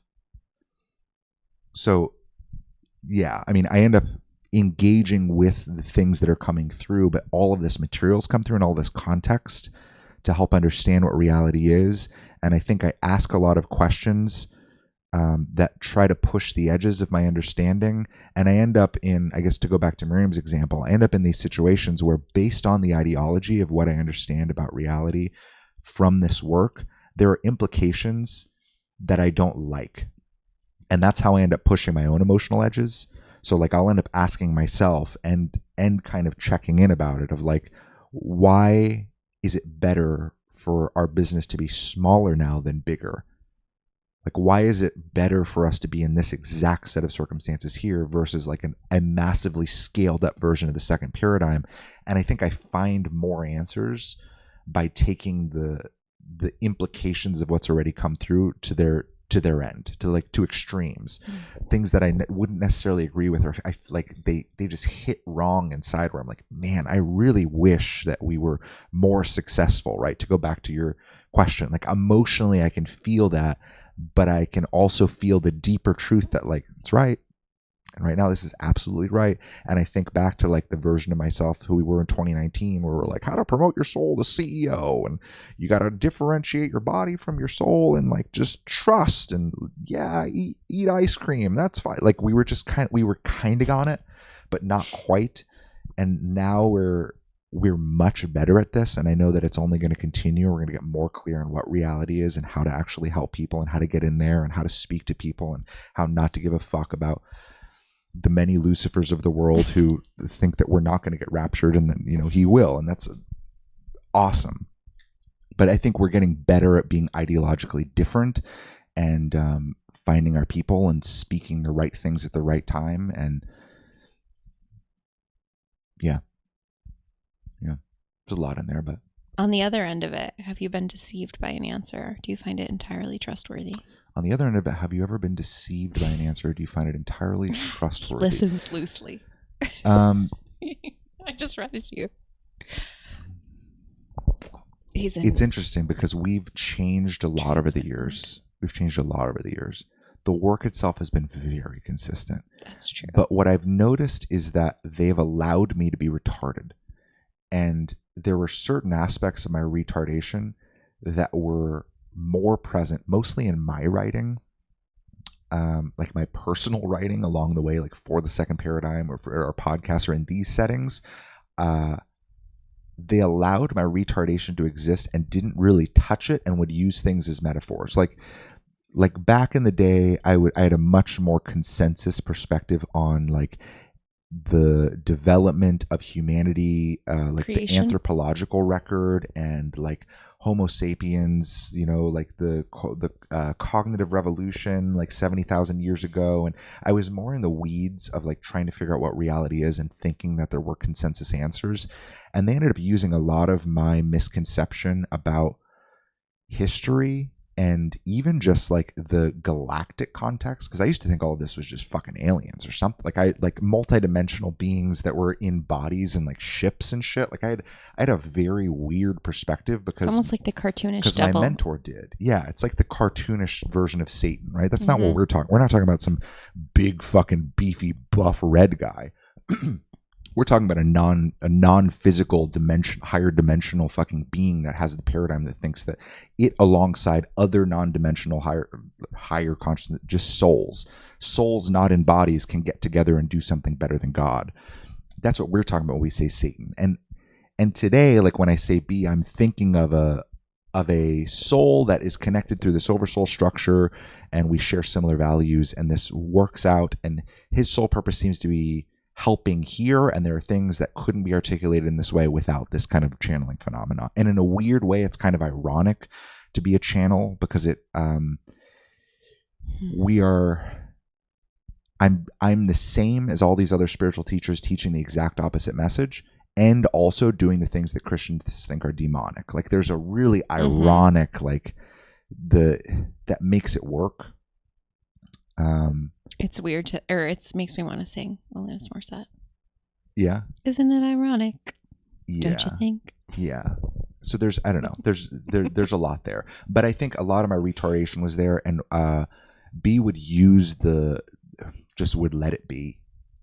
And what's funny is at the beginning, B would say a lot. Like, so this is metaphor. Let's just take this metaphorically, and let's like hold these ideas loosely.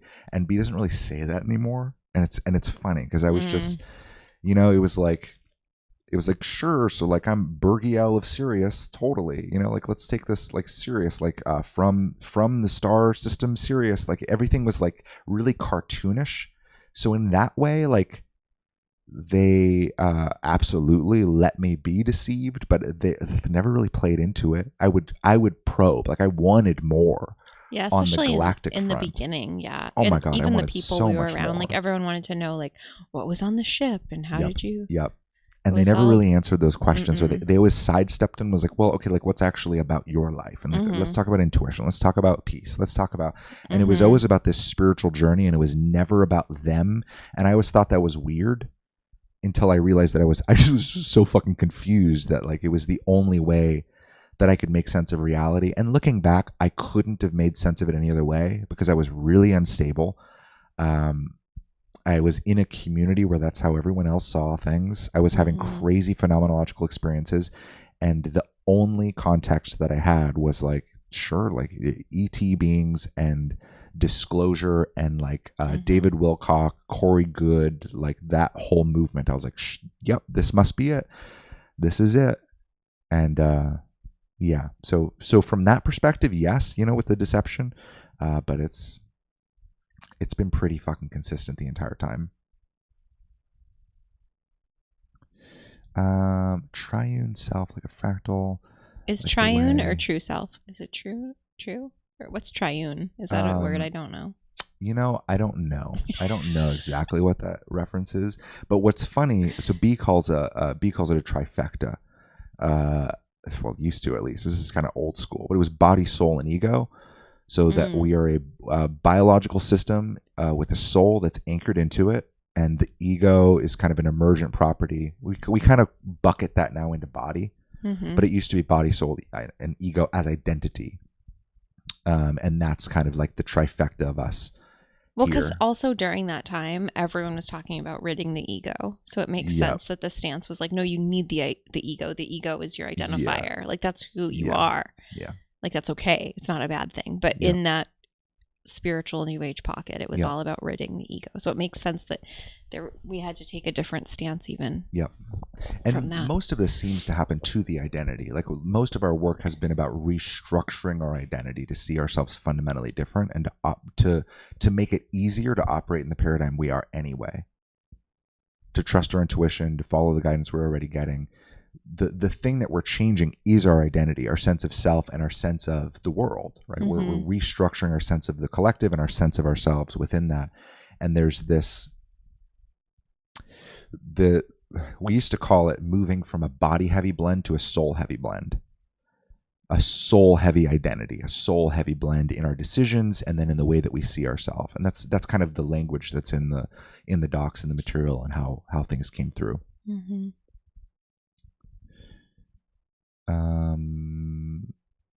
Like the way elements behave, all different yet just nuances to describe the many facets of consciousness. Yeah, that's a very good way to put it. Like a different prioritization or a different structure of atoms, all the same building blocks that then make something fundamentally different. But ultimately, it's all a sea of things. But like iron's still iron, and like steel is still steel, copper's still copper, and copper doesn't try to be everything. Like it's, you know, it's not like as copper I see that I'm also iron and I also have, you know, it's like that's what spirituality seems to do. But like copper needs to be fucking copper and play copper roles and like conduct electricity and be in the wires. And we all seem to have our different roles based on our skill sets and our prioritization of our values within the structure of God.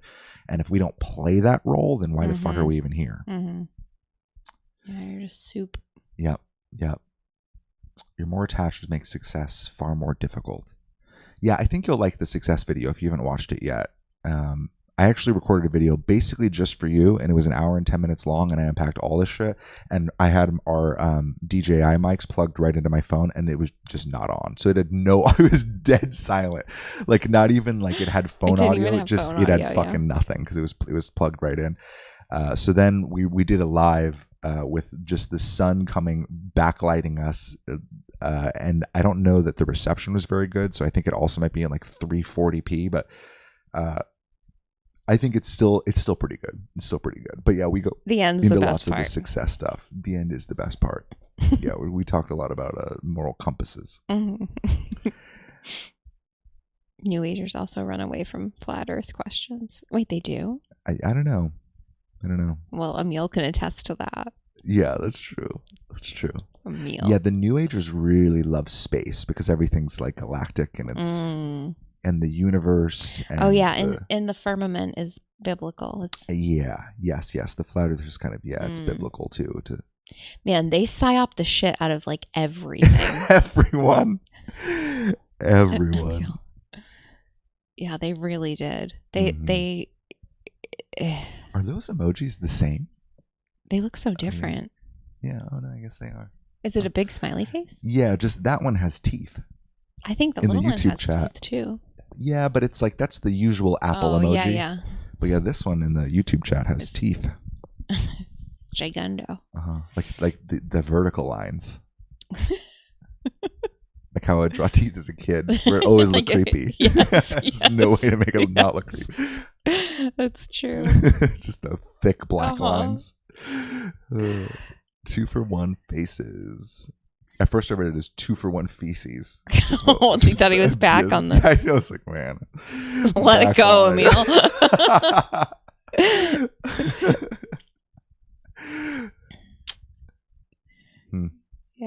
Yeah. That's interesting. I don't know. You're right, though. The New Agers running from space or running from flat Earth. Mm-hmm. Yeah, I mean, they're just trying to get out of physical reality altogether. They're just trying to ascend into, I guess, rainbow light bodies. Yeah, the whole thing is ascension. I'm enjoying your paradoxes. Keeps me guessing as to where you're at. Yeah, I imagine we're pretty fucking confusing people because we don't really fit. Well, we don't really fit into many boxes. Not very cleanly. Like even as conspiracy theorists, we should be like a little different. Like how? Well, I think we should take ourselves a little bit more seriously. If we were conspiracy theorists, like we should be like a little bit more right and a little bit more jaded and a little bit more like warning people. Yeah, but like it's weird to believe what we believe about the world, but our main message is like to chill the fuck out. Trust yourself, know that you're good, settle back into peace. Yeah, we don't really we don't cleanly fit into any ideology. That's good for you. Yeah. So it's interesting you're experiencing it as paradoxes. I know. I don't see it that way, but I feel like our shit's just so fucking comprehensive and like consistent now. Mm-hmm. Yeah, my ideologies feel very consistent internally. I'm like, everything fucking checks out in here now. Which is nice, comforting. I felt very compartmentalized before. Like I had my health beliefs, and then I had my business beliefs, and then I had my spiritual beliefs, and I could check into all these different pieces of myself very differently. But I feel like everything's very decompartmentalized these days, and that was a big piece of the work. Funny enough, was decompartmentalizing, like recognizing how compartmentalized our brain is, and how we're like 15 different people depending on the task at hand, and how all of the paradigms are very contradictory. The ways that we do things are very contradictory. Yeah, that doc, I think, was called Second Paradigm Lifestyle. Carol, I don't know what you mean. To where? To the window. To the wall. You sing the next line? To the sweat drop down my balls. Yeah. All these bitches brawl. Brawl? Mm-hmm. Really? Ski motherfucker. Yeah, that brings me right back to Zeta Chi. God damn. Jungle Juice. Jungle Juice. Mm-hmm. Yeah, some questionable shit. And sticky shoes on the frat room floor. And this, like the side of your cup, half of your cup would be sticky. You could dip. You should dip it. I mean, you could use the fucking ladle. No one used the ladle. You just dip, and then just half of it's sticky. Or you use the big like Gatorade coolers, and then. Oh, see, that's cool. Mine were always just in like big like fishbowl things. Carol, I don't know what you mean. If you could tell us. Yeah, I know. I don't feel like we're paradoxical. I'm taking offense to that. I'm offended. You're out of luck. 10-minute timeout. You can speak into the abyss with Mr. Tummy. What is that emoji? I don't know. It's like a laughing dragon. It's an Australian emoji. Mm-hmm. Waldy, I can't believe you're still here. I know. I still feel like I have questions for Turbine, but. Mm-hmm. Yeah. Hey, Josh, if you ever have any questions, if you're watching something, just drop them in our comments and we'll do a video on them, I'm sure. We've been loving your questions. Mm-hmm. It's very cool. Very cool. Yeah, the questions are helpful. Yeah. I usually don't like questions. Because I'm not good at answering them. Or at least that's my limiting belief. Oh, Carol says ascending to where? Oh, Exactly. ascending to where? Exactly. Fardiak. I see a lot of criticism in New Agers, yet the majority of the criticism fails to get specific. Like from us? Like you want me to be specific? Call New Agers out by name and what I don't like about them? Or is that what you're seeing out there? Criticism of New Agers? Yeah. Oh, yeah, generally. Yeah, generally. not from yes, us. yes. I was like, I feel like we're pretty specific. Yeah. Well, I think there's like that narrative too. Like New Agers, they don't want to identify as New Agers. They want to just identify as spiritual. Mm-hmm. I know, that's the new trend. Yeah. Because New Ages now has, it's tainted. Yeah.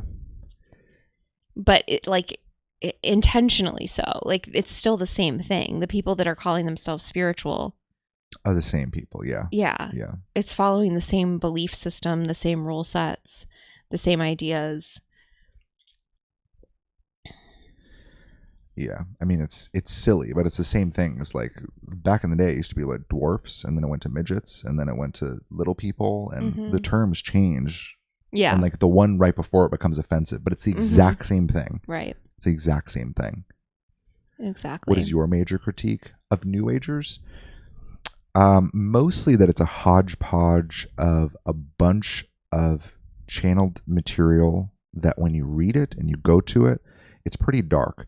And it seems to be a watered down version of old school Satanism, like LaVeyan Satanism. Like there's this thing in LaVeyan Satanism called greater and lesser magic. Lucifer could probably tell us about it. Yeah, Lucifer. Yeah, if you're still here. When you get back from the rapture, can you tell us about greater and lesser but magic? Yeah, there's this thing greater and lesser magic. And greater magic was essentially using your emotional energy to create. And lesser magic was using psychological archetypes to manipulate the world around you. Like it's like playing a certain role to get what you want. So like kind of putting on a face. And the greater magic is using your emotional energy to create, which seems to me to be exactly like the characters that all these spiritual people are playing. It's not real, right? It's like they're presenting themselves as a character, and that seems to get them a certain outcome. But that lesser magic thing is much more broad. The greater magic piece of it is the using emotional energy to create, and that's also everywhere. Like hyping yourself up. Like I went for a 5-mile run this morning and drank my green juice, and then I felt great, and I was able to use that energy that I generated by thinking about my dreams and feeling overly grateful for it to then motivate me to then go do these things that aren't aligned and aren't here, that there isn't any God energy from. The manifestation pocket tends to use emotional energy as a replacement for what I would consider God energy. Like when I'm checking in on the things that are here, when something's really here from God, when I feel the deep alignment and when it's time in the sequence of my life, the energy for it arrives. Like I am energized enough to do the task, so much so that I don't even really think about it. Like it doesn't require much effort to get me into the mode to do it. I'm just watching myself do the thing. And that to me is God energy, and it's running on light. It's like the wind in our sails, and that energy seems to come through the exact same channel that guidance comes from. But if that energy doesn't arrive and I want to do something outside of what I'm getting guided from God to do, I need to generate that using my own emotional energy. Mm-hmm. And I can do that by shame spiraling myself, like how bad and terrible I am, which kind of creates that like really gritty, grindy, manic like drive.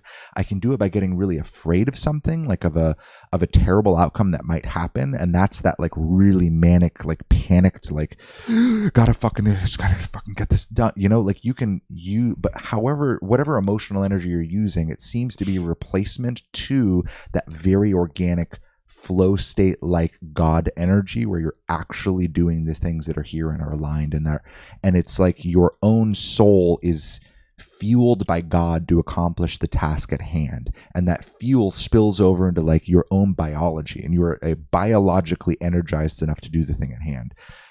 I think that's my major critique, is that New Age seems to teach people old school Satanist ideologies, replaces them with spirituality, presents them as secrets, and makes people feel very like elite for learning the esoteric secrets that are really just old black magic rituals. Yes, or generating manic excitement, Emil. Absolutely. You redeemed yourself, Emil. I would say my biggest critique of that was really well said, by the way. Thanks. It was so comprehensive. I feel like we just got like a paper, like a college thesis. Oh, thanks. Yeah, I'm like Chat GPT. Yeah, that was great. What's your major critique of New Age spirituality? That was Dave awesome. GPT. One moment. That was really good. Thanks. I would say my major critique is they're not fucking real. Like, no one wants to talk shit. No one wants to say what they actually think. Everything's like posturing, pretend.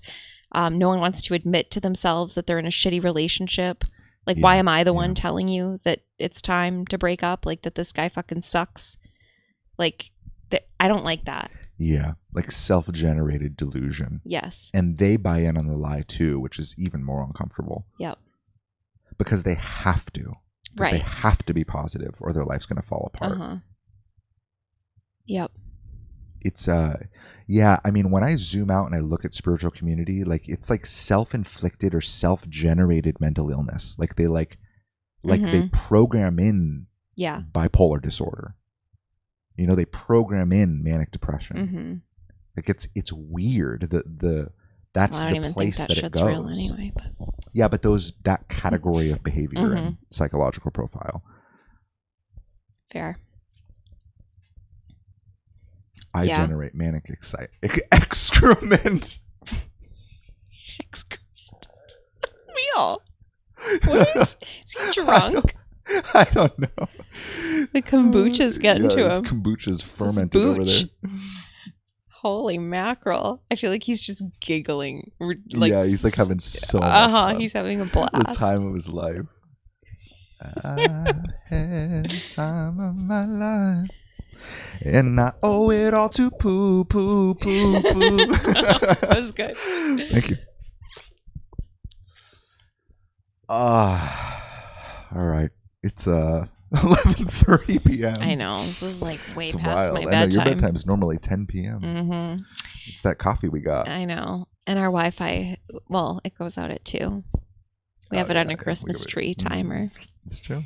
It's true. It used to go off at midnight. Our stream would have just went dark. Yeah, it would have just... Yeah, but we changed it to 2 because we've been up later.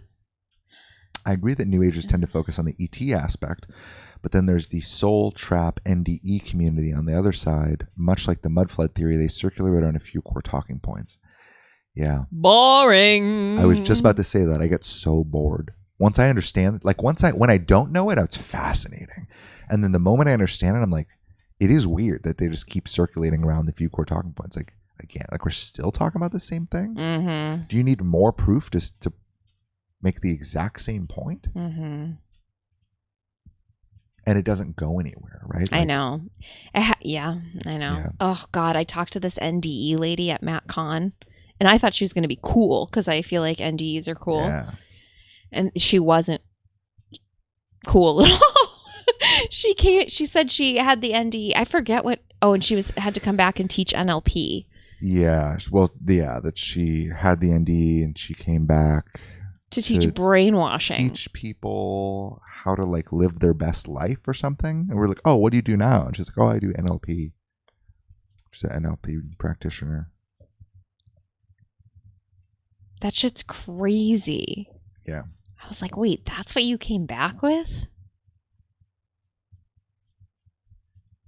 I don't know. Yeah. I always love the NDE stories. I'm a sucker for those. Or I used to be more so. I haven't really read any for a while or heard any or watched any. It's fascinating.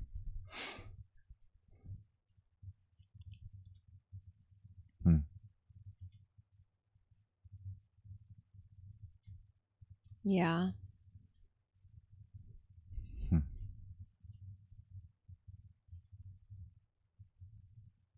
sad. Just feel sad. I don't know why I just got so somber. Maybe just feeling where the world's at, where people are at, and like people just kind of stay stuck. I mean, it's the same thing. It's the same thing with like the Republican Party and the Democratic Party. Like it's all the same talking points. It's all the same hoopla, and it doesn't go anywhere. It's like, wait, you're still doing this? I thought this was like a pit stop on the journey. I didn't know people lived here. Mm-hmm. It's like, oh, you live here? Yeah. Yeah, because the moment we get what we were guided there for, Right. it's boring. Mm-hmm. Yeah, it's like, I can't live here. Don't you guys want to keep going? Yeah. You know, there's more to explore, right? There's land beyond the ice wall. Anyone? No? Okay. Yeah. Yeah, it's strange. Yeah, that's been like fascinating and kind of sad too. Like just a sad, lonely part of being so different from so many people is going into a pocket and like there's something so enticing about it. Oh, because you have like instant community. Well, and I just mean like your intuition guides you into it, right? Like it's like I feel drawn to these pockets.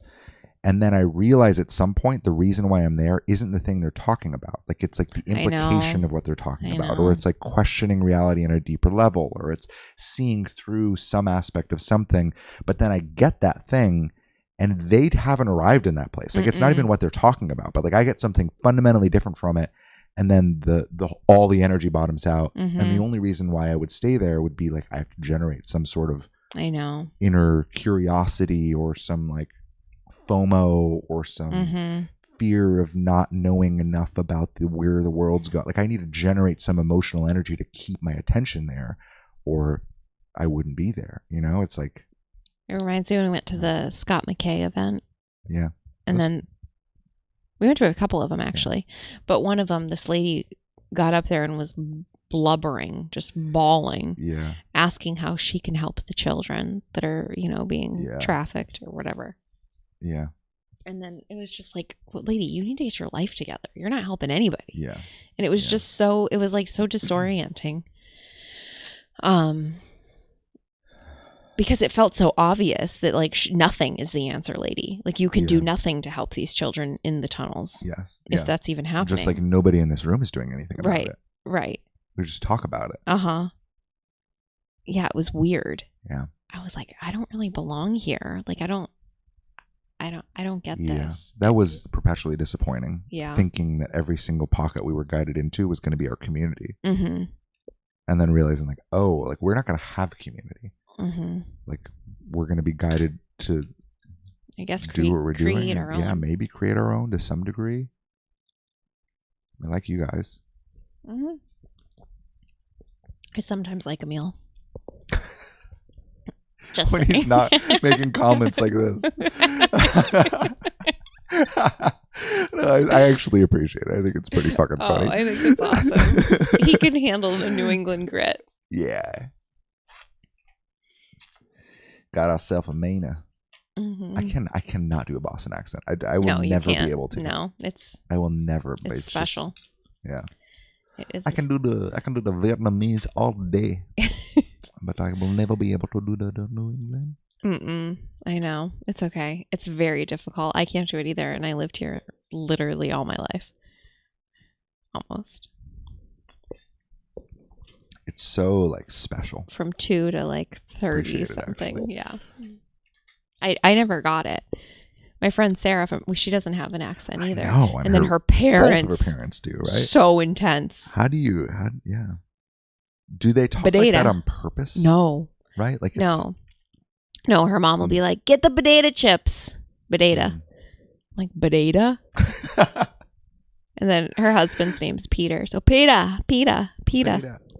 Yeah, it's like all the R's are dropped. They're turned to A's.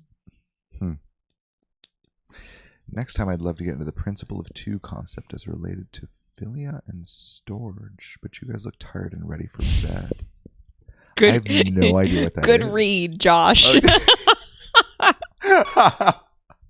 Got quite the intuition on you. Wrap it up. What here. are you saying? I have no idea what that comment means at all.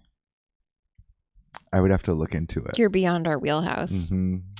Yeah, that is a rabbit hole that I have not explored.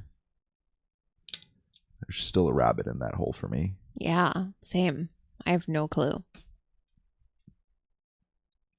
Yeah, no wonder why you're curious about the two, huh? I don't think it's that deep, at least not for us. No, for us, it's just the second paradigm. Mhm. Which, I mean, there's a whole fucking body of work built into it, but We'll explain yeah, next it's time. not this. Yeah, that's cool. Yeah, excited to chat about it. You can even drop it in the comments, actually, if you feel like typing us a ChatGPT essay. Oh, you'll research it. Yeah, I'm sure. Huh. Yeah, the two's not that deep, but I do like numbers. Mm-hmm. And like we have 47 views right now. Mm. I have a 47 tattooed on my wrist, so I can get into the Freemason Lodge. Yeah, that was before she knew that the Freemason compass was exactly at 47 degrees. Which, that's probably why it shows up everywhere, and not just because it's a synchronicity. Yeah, it's like 33, right? Yeah. It's like, oh my god, Jesus numbers. It's like, oh my god, ascended masters have my back. Look, 33 people died today in this mass shooting. Oh my god. Oh my god, it's a sign. I am gonna make money. Oh, that's so funny. It did not translate in truffle. Hands yellow, heart red. It's also related to energetic concepts of Mercury and Saturn. Oh, fascinating. Fascinating. I'm sure we'll get into some David, some great shit. I some won't. great shit. Hey, just want to let you know that 2 you got above your head it's actually a sign of just satanic devil worshipping. Yeah, probably everything's corrupted. Don't say that. For a while, our colors were like very blatantly like blue and yellow, like on like everything. Now? And then even still, it's still blue and yellow. But then all the Ukraine stuff happened, and we were just fucking straight up Ukraine colors, just everywhere. We were just being so supportive. Yeah, it looked like we rebranded our whole company to support Ukraine. Good people. Like, fuck, whatever. We were here first. Well, technically Ukraine was here first, but we didn't know about it. All right, guys. Thanks for tuning in. This was very fun. We did 3.5 hours here, and we did an hour over there, so we've been live for a long time. Wow. Yeah, we started at 7. It's 11:30. Mercury equals blue. Mercury equals blue. I don't know. We'll have to get into it soon. Josh, this is too much for me.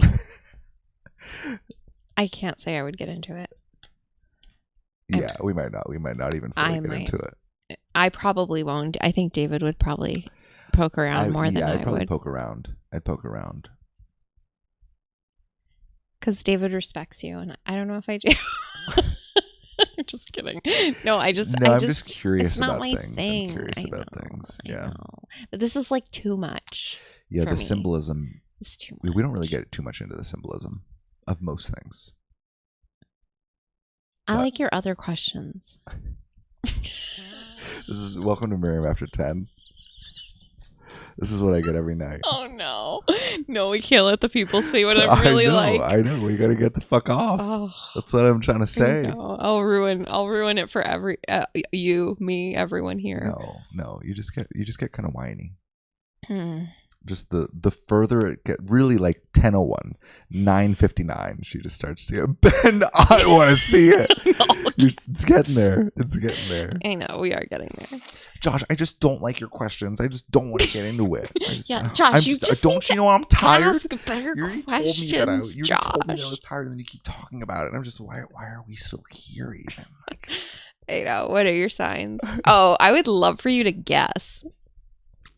You tell me what I am, Josh.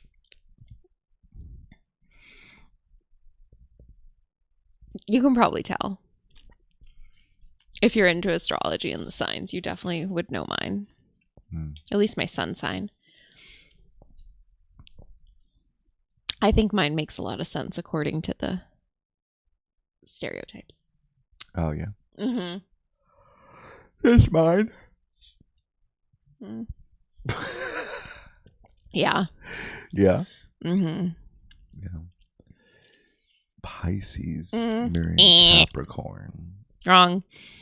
No, I'm a sun sign Leo. And what's my moon? Sagittarius. Mm-hmm. And then you're a sun sign Sagittarius. And then what's your moon? Cancer. Cancer. And my Mercury is Sag. Mm-hmm. Double Sag. And I think your Mercury is Scorpio, Hmm. if I remember correctly. No, I'm a triple Sag. Not moon. Oh, my rising. Oh, your rising is Scorpio. Sorry, that's what it is. Your rising Scorpio, and my rising is Sag. Wow, that's crazy that you didn't know. It's been a while. Huh? Oh, I have it you all. Used to be so. No, I'm 100% fucked up. Sun and Moon and Mercury are all Sag. My rising is Cancer. That's what it is. Sorry. Yeah, I know. I used to know this. I used to know this like the back of my hand, and I don't. Yeah, she would look at the crazy. app like every that's day. like embarrassing. Like the one all where all the planets were. The one you pay $40 for. Yeah. Yeah. Yeah. And back then that was like 80. That's a hot coupling. That's a hot couple. Don't get any ideas. We're keeping it a couple, no throupling. Because then we'll get attacked. That's true. Mm-hmm. That's true. Yep. Yeah, we're very fiery. I remember when I was learning about our chart. You know what? I don't know if this is interesting to anybody, maybe just you, Josh, but I had an astrology reading in 2020 because I was trying to figure out what the fuck was going on. And this, because I lost my psychic access in 2019. I like couldn't see. Huh. And I didn't know what was going on. And then 2020 happened. But I had my astrology reading, I think, in 2020, like the very, very beginning of 2020. Good night, Waldy. Thanks for tuning in. And the woman that did the reading, you know, whatever, she's like, can I have David's time? You know, she's like, I want it. She was curious. So I gave her all his info, and the whole time she's just like, holy shit. Like, you guys have done this before. Like, oh my God, it's here and it's here. I don't even know what the fuck she was talking about. She's like, it's over here. And like, she would be quiet for like a minute or 2 minutes and then be like, oh my God, and it's here. Like, what? Like, it was the whole time was just like, yeah, she's never seen anything like it. I don't know. Whatever. But I didn't retain any of it because I didn't know what she was saying. Mm-hmm. But our shit lined up good, so that's cool. And it seems to work. I mean, this is a very easy relationship. Fuck, it's so easy. It's fantastic. Yeah. We were both in really toxic relationships before. Mm-hmm. So it's just simple. I don't know. Yeah. It's very intense before. We do bicker. Yeah, we bicker about like New Englanders. Sparkly. Oh, Carol, you're a Sag. No wonder. I know. I like my Sag friends. There's a spark there. Fire. It's real. Set it ablaze. Okay, David's done. We're gonna go before I say anything. Sorry, Ben. You're not gonna get the show of me being a. Oh, I want to see it. I know. It's a perfect response. Me being ridiculous. I don't know. Yeah. Thanks, guys. This was really fun. I know. Thanks for popping on and chatting. I really love this. I love the active chat. I know. It really makes me fucking happy. It makes it so much better. Yeah. Than just talking to you. I know. Because sometimes I just have nothing to talk about, so I like don't feel like getting on, you know? Or there's nothing really obvious that I can unpack for fucking hours and hours. The questions are helpful. Oh my God, it's so helpful. Sagittarius equals focus of life. I know. If you're into the numerology, actually, Josh, you might like this too. Everything's a 9. Like my birthday adds to a 9. My first name adds to a 9. My full name adds to a 9. It's like 9. Everywhere is 9s. She's going to burn shit down till it's complete. Yep. Yep. Yeah. I don't know. I had a numerology reading a long, long time ago, and the lady was like, I've never seen so many 9s, and someone's... What? We only think 9 thoughts.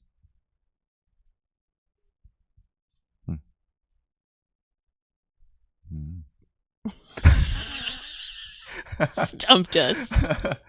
Holy crap! Hope you guys are still up nice. Yeah, we're fading. I We're know. fading. We're popping off. Careful, Sarah. I might say something rude. It's getting it's late. after. It's an hour and 40 minutes after when Miriam My normally goes to bedtime. bed. So, 3 desires, 6 feelings, 9 thoughts. That sounds It like is Lucifer's rapture. I was gonna say That you was so funny. What? It was- I don't know. It was just Lucifer a joined the random. stream? Lucifer joined the stream and he just talked popped about, in, popped out. Jesus is king. The rapture is coming. I actually love that. I know. What I a love hoot. that for us. What a hoot. What a hoot. All right, guys. Thanks for Okay, tuning we in. gotta This is go. very fun, and we will talk to you later. Bye. Bye. See you next time. See ya. Thanks for tuning in. Very fun. Adios. Bye, Ben. See you, Ben. Bye, Turbine. Later, Josh. We love you so much. Thanks for tuning in. Later, Ben. We'll see you. Bye, I'll talk to you. Ben. Uh-oh. Good night, guys.